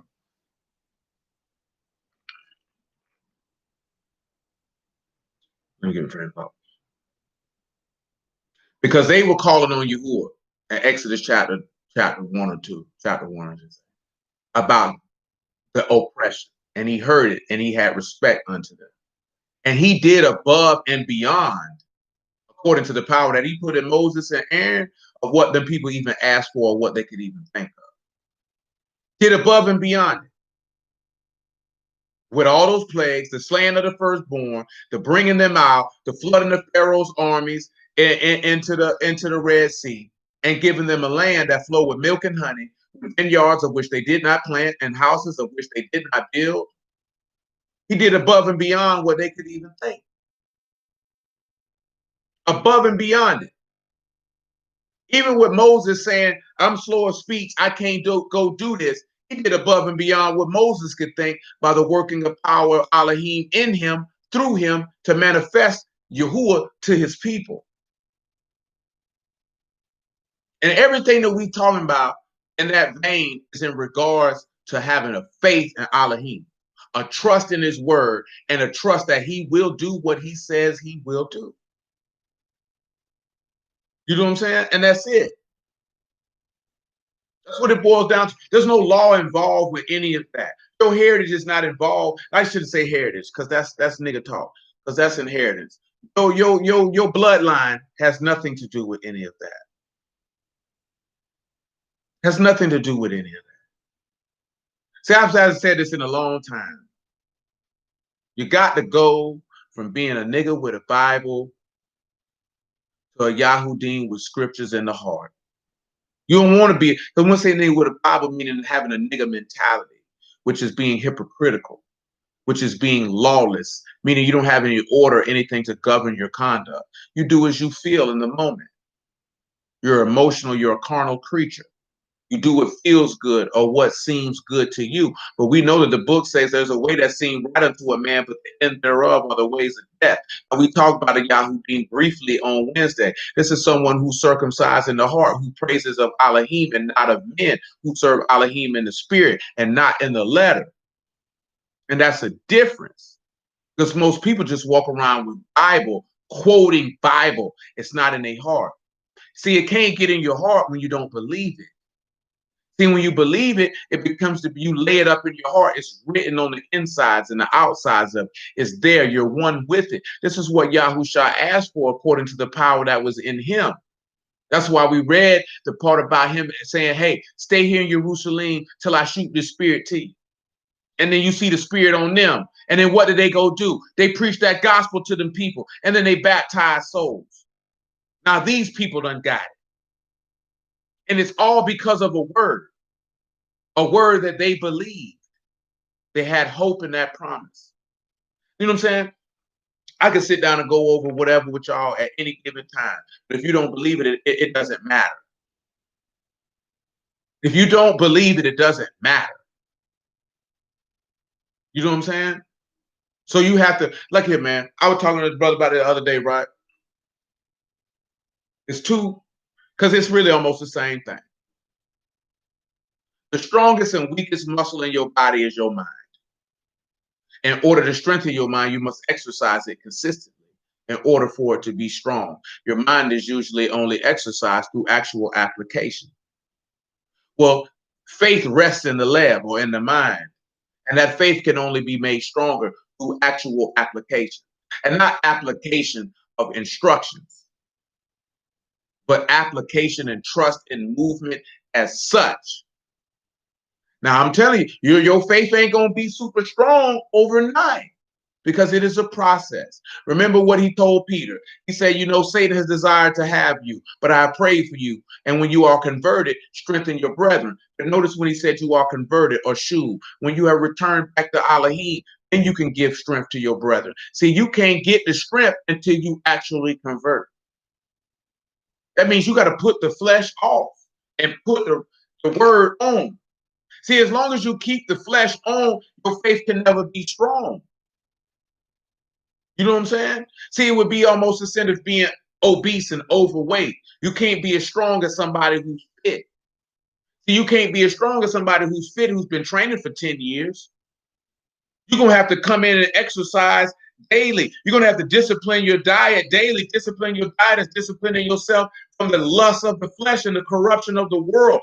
Withholding yourself from that, controlling yourself. See, we were talking about this earlier today as well, a little bit before I came on here. And this real talk. And I didn't see the meme or the post, but it's real talk. We sit back and we talk about generational wealth, and we talk about this, breaking these curses and this, that, there, and the third. And we're a group of people who have no sexual discipline. How can you talk about all? And when we talk about sexual discipline, the discipline to stop laying down with low-level people producing bastard children. And when I'm talking about bastard children, I ain't even talking about bastard children that are bastards because you're not married. Oh, no. That's not what I'm talking about. I'm talking about bastard children who will not receive correction, who will not accept chastisement, who will not accept direction, who will not accept any rule or authority because their parents don't, because their parents are low level. And that sexual discipline is of way greater importance than quote unquote generational wealth. Because what good is generational wealth with a bunch of nigga children? What good is it? What good is it? Because you can't delay gratification. You can't delay gratification and sit back and see that this is a low-level woman. I should not give her my precious seed. This is a low-level man. I ought not let him enter into me bareback and leave his seed behind. Do you know what I'm saying? Matter of fact, I shouldn't even be getting that close to even having coitus with such a low-level individual because I should be utterly disgusted. Because I have the discipline to say, though this nigga or this woman may look good, this person is a certified idiot. A certified, and a lot of y'all know certified idiots. Unfortunately, some of you have bred with some. And I understand. Some of you were young, you didn't know no better. Some of you was horny and you didn't think straight. You know what I'm talking about? Some of you, they just was there. And that was it. I want to have sex. He's there, she's there. Let's just do it. But that's lack of discipline. See, we had a Stanley note. And I seen Rod the other day too, man, at the gas station. Stanley note. His barber say that all the time. Where his homeboy who cut in his barbershop say that all the time. He done said that I ain't got no penis control. This is a grown man who done look everybody in their barber and he never. I ain't got no penis control. This man said that I can't control my meat. I'll drop it anywhere, anytime, raw. That's why our people in the state that they're in. Nobody has it. Nobody wants to talk about having sexual discipline. Because if you see this, it's like 4 things that you need to have discipline. Your mouth, because the book says if you can control your tongue, you can control your whole body. Your mouth, you know what I'm saying? You can't become perfect if you can't control your mouth. You know what I'm saying? Man, tell you your religion is vain if you can't control your mouth. You know what I'm saying? Your genitalia, your finances, And then in your flesh, all these things go together. Because I say genitalia and flesh, it's all the same. If you can control those three things, you can have great success in life. If you can't control those three things, you're going to have a problem. If you don't have discipline to not spend money that you do not have, you know what I'm saying? Then why are you going to be disciplined anywhere else? Matter of fact, if you can discipline yourself in your eating habits, you know what I'm saying? All this stuff is going to carry over. Because at the end of the day, the word of Yahuwah is a discipline. It is a faith-based discipline. Because you have to have the self-control. Say this here, right? And this is an example. The book tell you that I didn't speak because you didn't do it. These people talking mad trash about the Lord, reviling them, threatening them, doing all this stuff. This man ain't say a word. Again, that's the discipline of the mouth. Because he put his trust in he who judges righteously. So I have no need to validate or prove myself to you. I don't care what you say. See, most of us can't do that because your flesh will up because you automatically feel I need to defend myself. I must defend myself. I will not allow you to talk about me like this. Who cares? So what? Elohim knows. Who cares what sinners think? That's how the Lord looked at it. Who cares? I don't care what you say. You know what I'm saying? I don't care what you say. The book tells you not to lust after a woman with your eyelids and not to give your strength to a woman. That's where you turn around when you look at sexual discipline. See, you lusting after a woman with your eyelids, now you're going to give all your power to her because you can't control your penis. Now you done had children with a low-level woman, or you done had children that you are not mentally and spiritually prepared to rear up. Or you done brought in children who you're not financially capable of caring for. Now this is detrimental to their development because you lack discipline. You know what I'm saying? And the script tell you all of this. Script tell you all of this. When you sit back and you look at food, he tell you if you be a man given an appetite, put a knife to your throat. Oh, you giving over, you eat. Now you got bad health. Because you can't discipline yourself to not eat things that are detrimental to your physical well-being. You know what I'm saying? All this stuff is in the text. This is all the stuff that your father has instructed you in. And if you trusted him, you would pay attention to. See, that's the thing, the instructions that we overlook. Because you focus on them 613 and you ain't focused on how he telling you how to move and how to conduct yourself and how to discipline yourself. See, come back to Proverbs chapter 23, one time. Even though he talking about a harlot, it's all the same. I'm finna let y'all slide up out of here, man.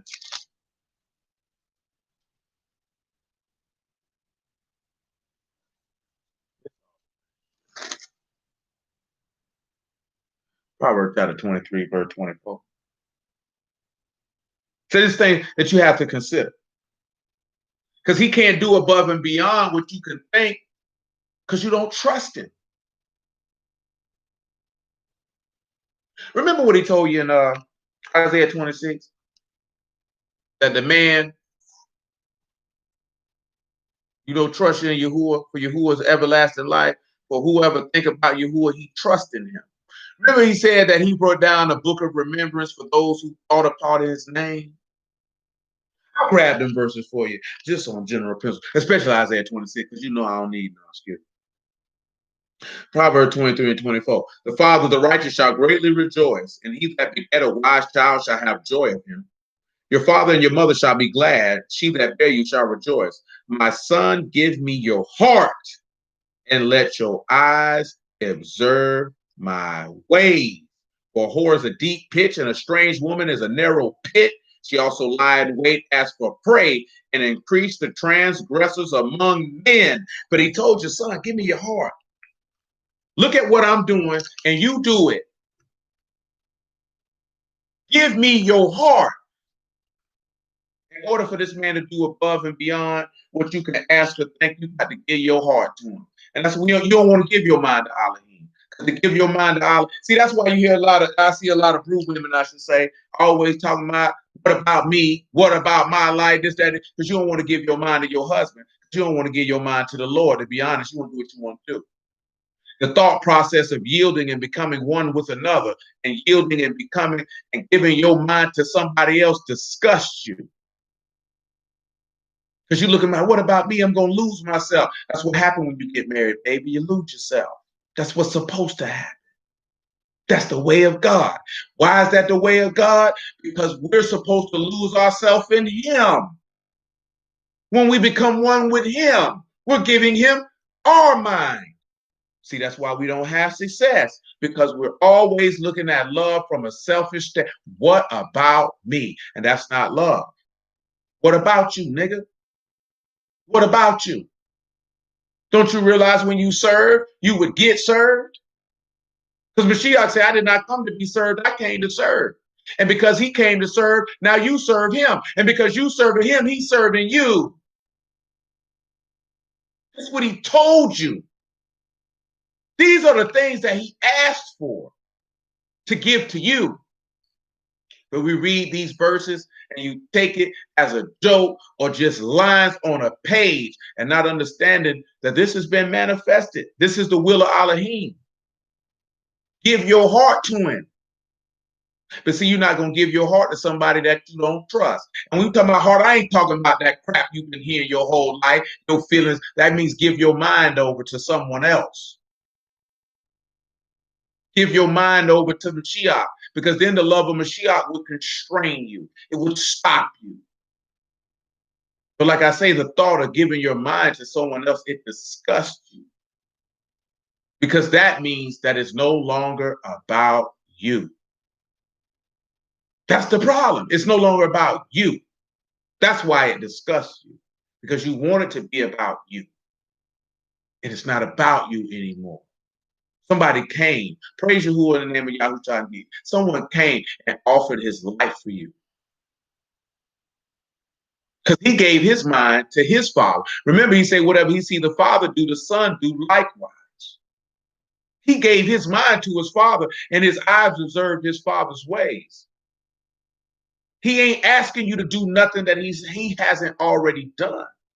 That's why the book says, and the woman's desire will be to her husband, because her mind is supposed to be given over to her husband, because it's a similitude of Yasharal and Yahusha, and we miss that because niggas got low self-esteem and feel like they need to be validated by having a woman do this and do that, when a man who is an olive man is already secure and knows that this is what she's supposed to do. And if she does not want to do it, then I will not have myself entangled with such a low-level woman who cannot understand the greatness and her humility by being a daughter of Sarah, and not having any amazement about following the ways of her foremothers who came before her. She's not going to be shocked to move like Rachel moved, how Sarah moved.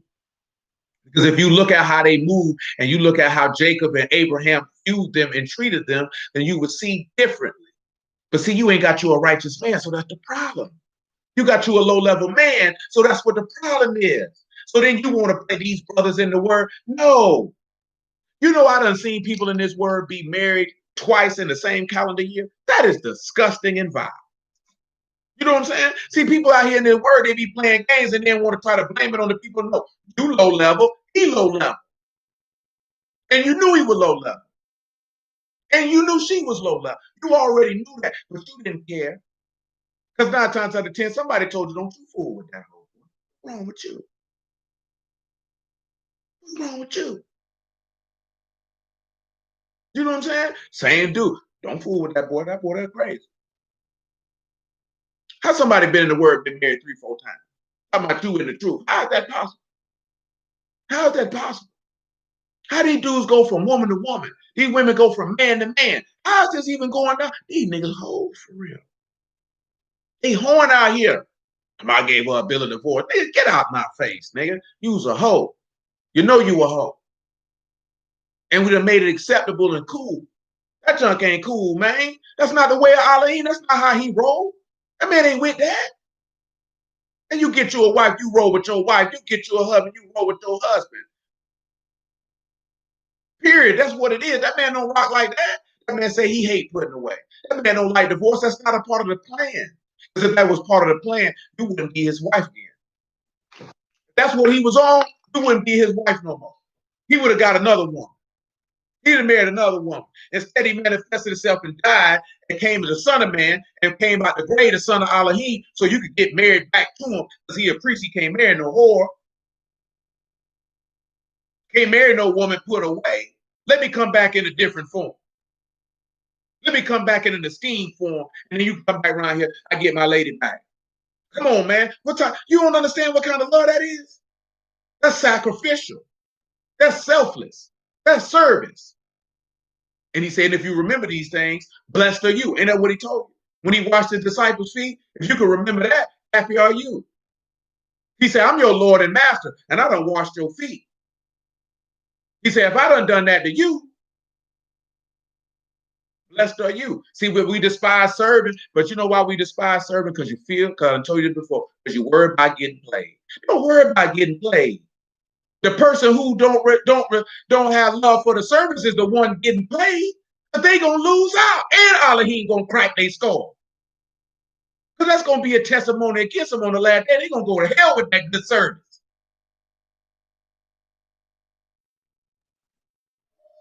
Y'all don't realize that. Don't you know all them people who went out? You know every person he served that fish and that bread to, that didn't believe on him. That service is a testimony against him. Do y'all realize that? Any person out there who he fed that food to that didn't believe on it, that's a testimony against him. That's a testimony against him. Any person he healed who didn't believe on him. Anybody that witnessed any miracle he performed that was beneficial to that person who died in unbelief, that's going to be a testimony against him on the day of judgment. So you mean to tell me that if you say you doing good works and you serving people according to the righteousness of Elohim, you don't think that man ain't going to use that as a testimony against them that they wicked? Come on, man. That's why he tell you do good. That good, because what's going to send them people to hell? All right, why you think this man told a woman that she can't win her husband, win her with her conduct? Because if he don't come over to the word, he's going to hell regardless. Not only is he going to go to hell because he's disobedient, he's going to go to hell because his wife was solid in the word every minute, every step of the day. She kept that word to the fullest. That's a testimony against it. That's a testimony against it. See, we don't got enough wisdom and understanding to understand that. Because we're too proud and vain and think everything, well, I did this, why he didn't do that for me? So what? So what? Yahushua died for you. You gonna die for him? When it come down to die for him, is you gonna do that? If you want to play that game, everything Yahushua done did for you, I sure hope you reciprocate it when the time comes. Since you worry about other people doing it for you, I sure hope you reciprocate to him.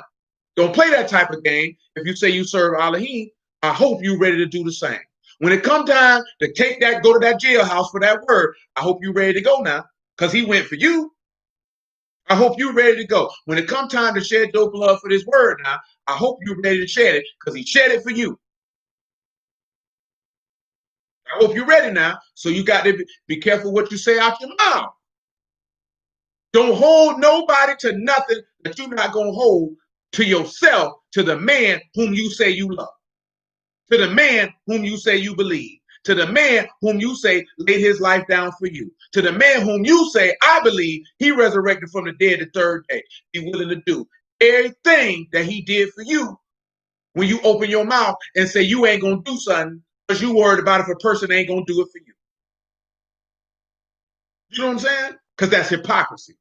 Praise Elohim, my nigga. That's hypocrisy. That's all I pointed out to you. Don't hold a flesh and blood person to a standard that you're not holding yourself to your king. Don't get me wrong now. I understand the point. I'm not belittling the point. I'm just pointing out the hypocrisy. Not even to say, let me not even say it is hypocrisy, but let me not even say hypocrisy. Let me say an unjust way and an unjust balance and an unjust judgment. Let me say it like that. But we got to be just with it. It's got to be balanced out. And I'm just wanting you to consider and look at your mind state. I know sometimes you don't want to do for something for nobody. You know they're not going to do it back. That's not the point. That's not the point. I know y'all know people that this nigga ain't gonna do it for you, what you'll do for them. I get that, but that show your godliness even more. Remember, he said he sent rain on the just and the unjust, on the thankful and the evil, and the unthankful. Remember, be you merciful like your Father in heaven is merciful. That's where the faith come in at. Because when the faith come in at, you will see that and understand it and operate like that because his word is in you. This is how this power is in you that he can do above and beyond what you could think and what you could ask. Things that we've already touched on when we were talking about a new heaven and a new earth. And him making Jerusalem like the Garden of Eden. And New Jerusalem coming down out of heaven unto men and Elohim dwelling with men. We know we can't even encapsulize the streets made out of pure gold that look like transparent glass. And the many other things that the text bears witness to about what we will receive. Because the header is the thing, and we can look at certain points, but the point is the faith that you need for that power to be in you, for you to even have the ability to even give up an acceptable supplication that he would even consider. You know what I'm saying? Remember, without faith, it's impossible to please him. You got to have an acceptable level of faith that he would even consider. You know what I'm saying? See, as a man, you got to be willing to serve your wife. As a woman, you got to be willing to serve your husband. You his helpmeet. You are supposed to help him in what he's doing. And you're supposed to delight in doing it. If you don't delight in doing it, then you ought to just be single and be miserable because you're not operating in your proper function. Because you don't want to be alone. You want to operate as a wife and a mother, but you want to do it according to your terms, and that has to stop. Because you can't do it according to your terms. You're going to have to do it according to the terms that Elohim has stated. Because that's when the beauty of Kadash come into play. That's when it come into play. How you expect a man going to be willing to take a bullet for you and you ain't willing to serve him? What would he die for you for? Like I told you, a little homie of mine, and he was talking about this here, women talking about, oh, you're supposed to protect all women at all costs. You're lying to me. Because Yahuwah don't protect no whore. Because when Yasharal was playing the whore, he let the Philistines come get you. You ain't get no heads. When you were playing the whore, he let Benadad of the Syrians come get you. He let them come. When you were playing the whore, he let Nebuchadnezzar and Babylon come get you. He ain't protect you. Lying to me. You know what I'm saying? So how do you expect a man to protect you and die for you and do all these things, but you're not doing what you're supposed to do? Now, don't sit back and just think about no man with his wife. Think about Yahushua with his wife. How do you expect him to do that for you? How do you expect that? Why do you have that reasonable expectation? That's entitlement. You're not entitled to that. That man don't owe you that. Not if you're working outside that covenant. He don't owe you that. He said he showed mercy to thousands of them that love him and keep his commandment. That's what he said. He don't show mercy to thousands of them who just there. I'm an Israelite. You must protect me. I'm a woman. You must protect me. Where your husband at? Let him protect you. Ain't that what he told him in the book of Judges? You've been calling on them gods. Call on them niggas and let them come help you. Let them come help you. See, nobody want to talk about that. Nobody want to talk about that. You don't talk about that. You lying to me. You got to be crazy. You got to be crazy to believe that. That's entitlement. You're not entitled to nothing because entitlement means I'm owed. Nobody owes you anything. You owe him. He don't owe you. You owe him. He does not owe you.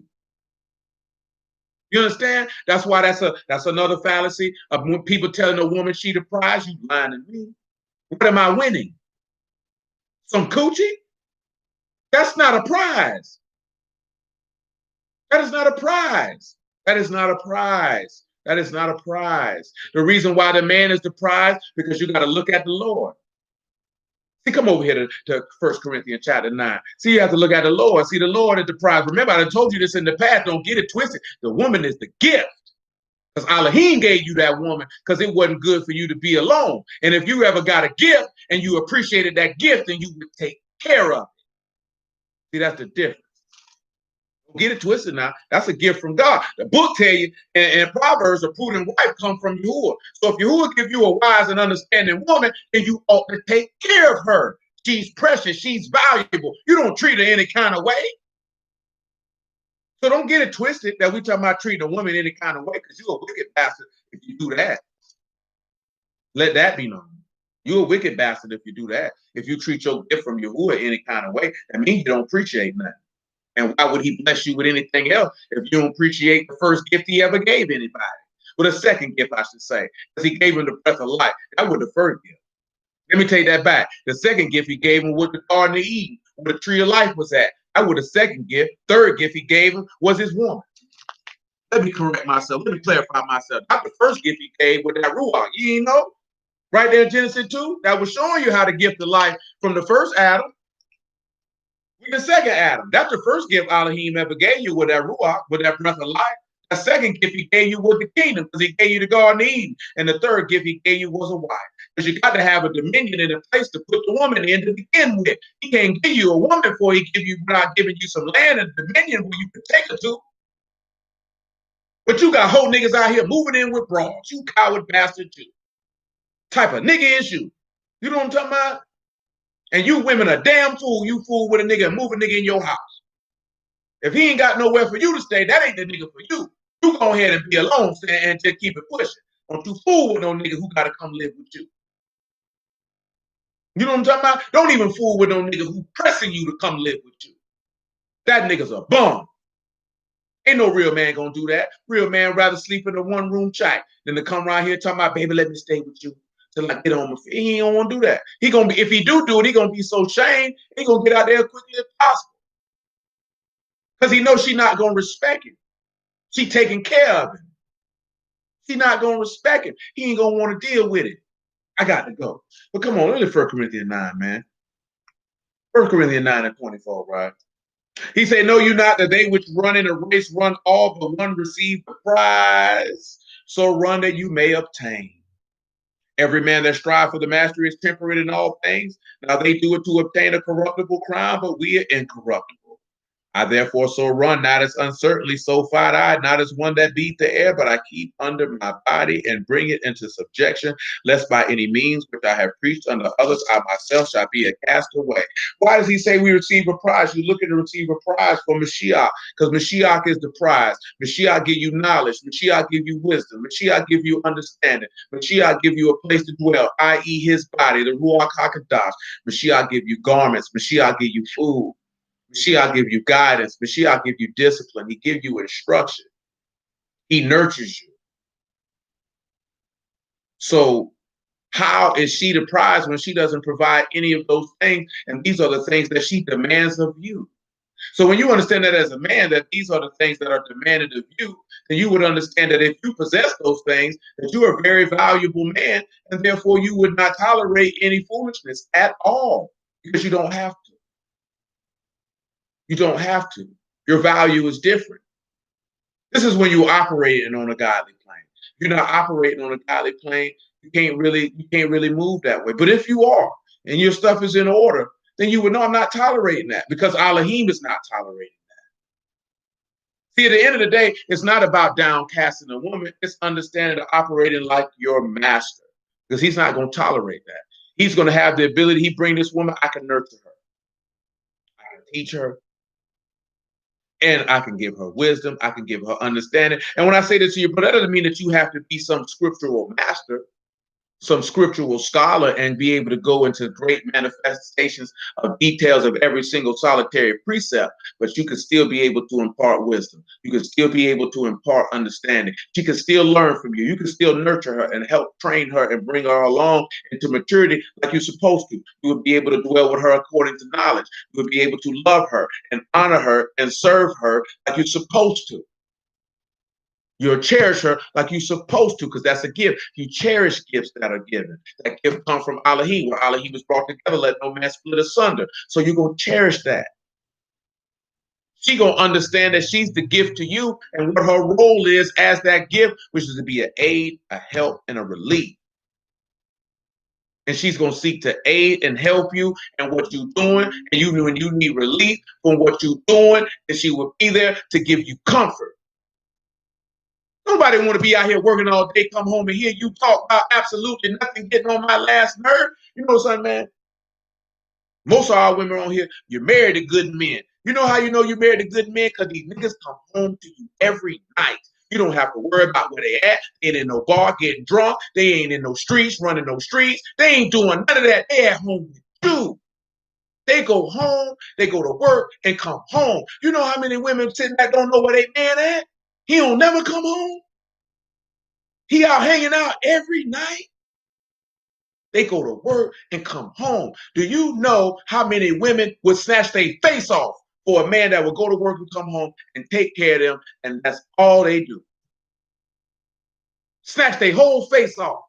See, most of y'all ain't had no, and thank the Lord for it, that you ain't had no run through of messing with a bunch of no good raggedy niggas and got a trail, a turn that these men done left behind. So you don't really, you're ungrateful. You don't really realize what you got because you unaccustomed. You know what I'm talking about? You don't understand how much of a blessing that is that this man go to work and come home and take care of you. You know what I'm talking about? Period. You ain't never got to look at where he at. You ain't got to get it. You ain't sitting up at 1, 2 o'clock in the morning wondering where your man at. He in the bed. What's a woman right now? She ain't seen her man in 2 days. He won't answer her call. He won't respond to her text. And he gonna walk in the house 4, 5 o'clock in the morning like ain't nothing happened. Feeling like 3 different hoes. You know what I'm talking about? They got outside turn, all type of stuff. And you ain't got to worry about none of that. You know what I'm saying? You ain't got to worry about none of that. So don't craft an environment. Because remember when I tell you a foolish woman pluck a house, don't craft an environment. That nigga don't want to be around you and fool with you. You know what I'm saying? Don't do that. Make the man life easy. Because guess what? It's a lot of women who married to a nigga who won't do nothing for them. I ain't talking about somebody who they got kids from. I'm talking about you got women who are married to men who won't do nothing for them. Won't do nothing for them. You know how much of a miserable existence that is? A nigga won't do nothing for you, and that's your wife. I mean, that's your husband. He won't do nothing for you. Nothing. I'm telling you, it's a blessing, man. People don't even realize how much a blessing that is. There's no different than blessing having a woman. She care about you. She love you. She hold you down. She makes sure what you need, you got it. She feeds you. You know what I'm talking about? She make your life peaceful and easy. That's a blessing. Don't you be going around there provoking that woman. You know what I'm talking about? Making her sad and miserable for no reason. Don't you do that. That's stupid. You know what I'm saying? That's stupid. If she holding it down, man, you honor that woman like you supposed to, man. Don't make that woman life hard for what? Don't be no selfish little boy. Don't be no bastard. If she doing her job and she holding you down, man, you treat that woman right, man. Don't be no fool. See, that's what problem if people be ungrateful. The same token, y'all got wives. They ain't in the street. They ain't talking about let me go out with my girlfriends and get me a Budweiser. I need to go to the club and pop my coochie. They ain't doing none of that. They at home with you. You know what I'm saying? Like you have to sit back and look at that. Y'all got spouses. Ain't none of y'all in the street running around doing this, that, and the third. You got women who married, got a whole bunch of kids, and keep them hoes in the house. You know what I'm talking about? They steady sliding somewhere, partying and jiving. Y'all don't have them problems. So sometimes you have to sit back and look at it and look at whatever y'all might be dealing with. Is it really that bad? That a good old fashioned conversation can't iron out that we both looking at each other's perspectives and understanding each other's perspectives and taking that to account. Because love don't seek her own. That's what the book tell you. So if it don't seek her own, you ain't seeking to have your own perspective fulfilled. You seeking to understand hers. She's seeking to understand yours. So we can meet together in unison in love. Ain't that what the book tell you? The scriptures referring to brethren, how beautiful it is to see brethren dwell in unity.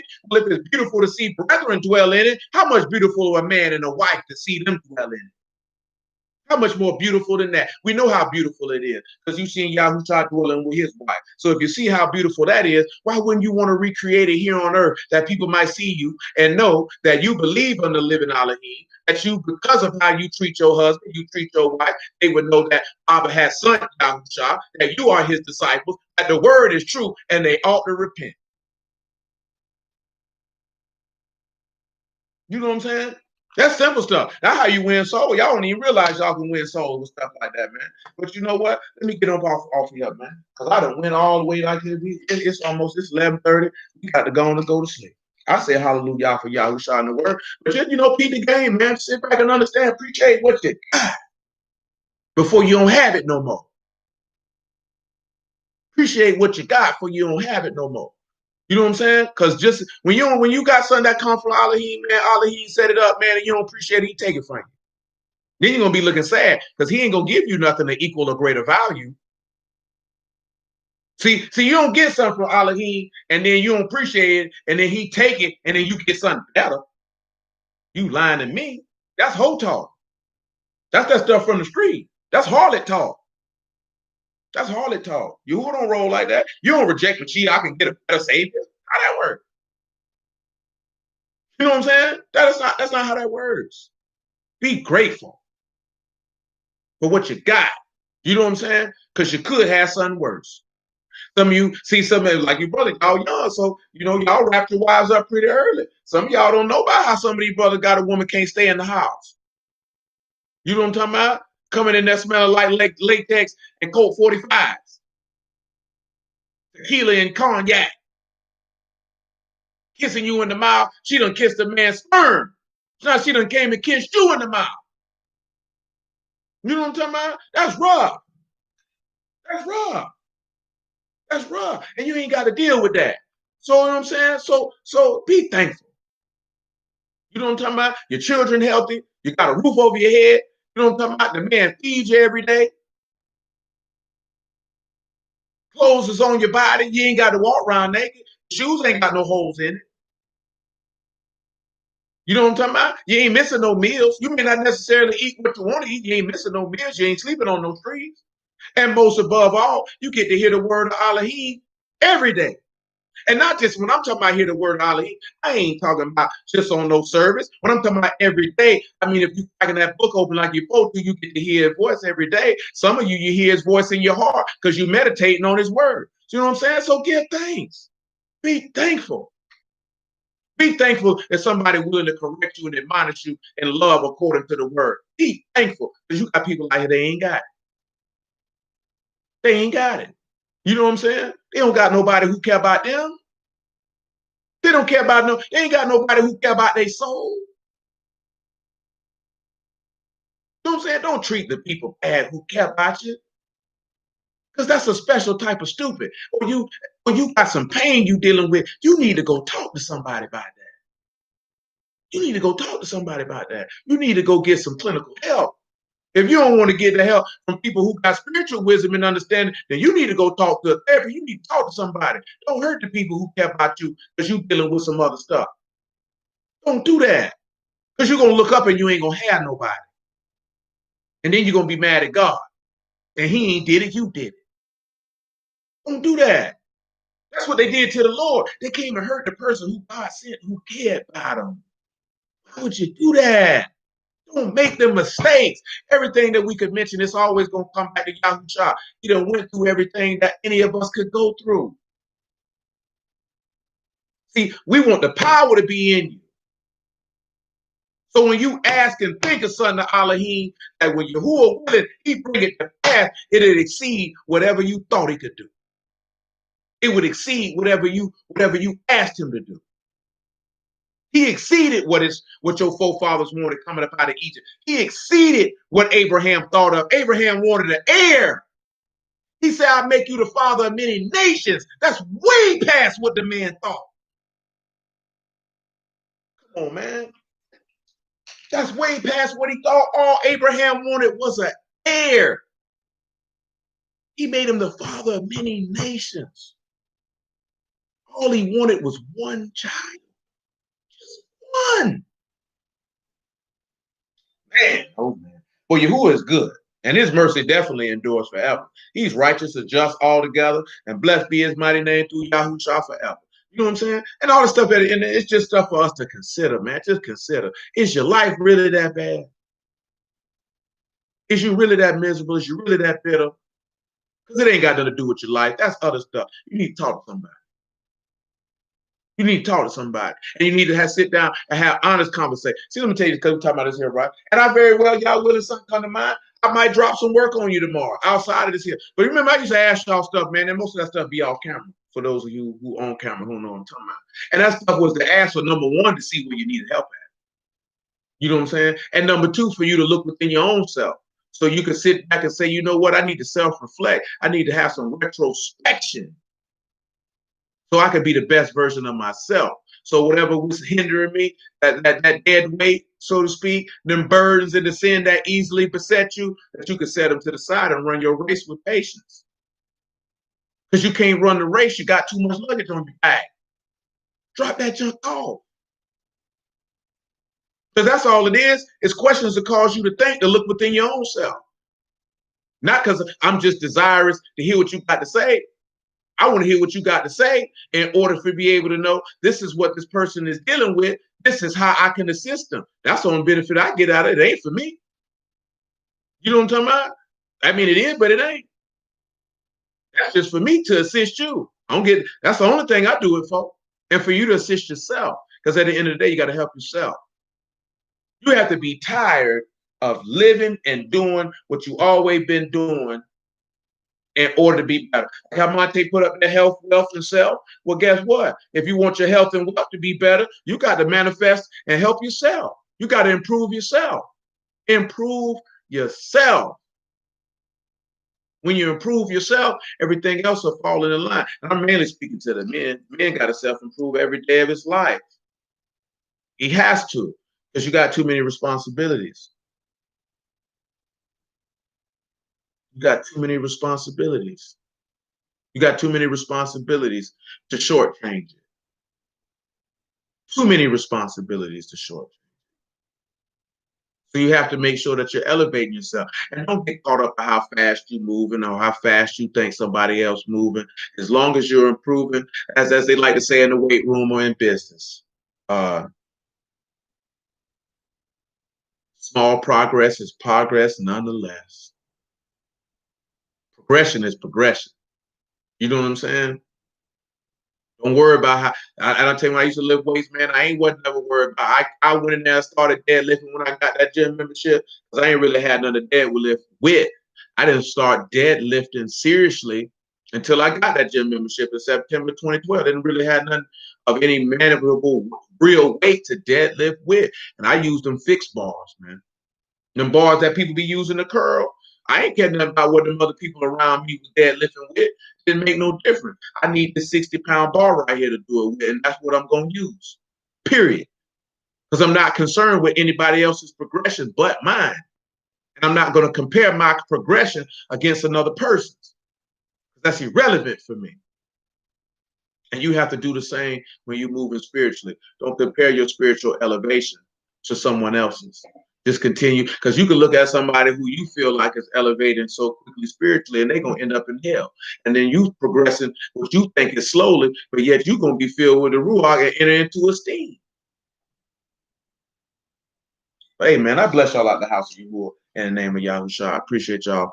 Love y'all. Yahuwah willing, we'll pick it up on tomorrow and do it again. And Yahuwah willing, till that time.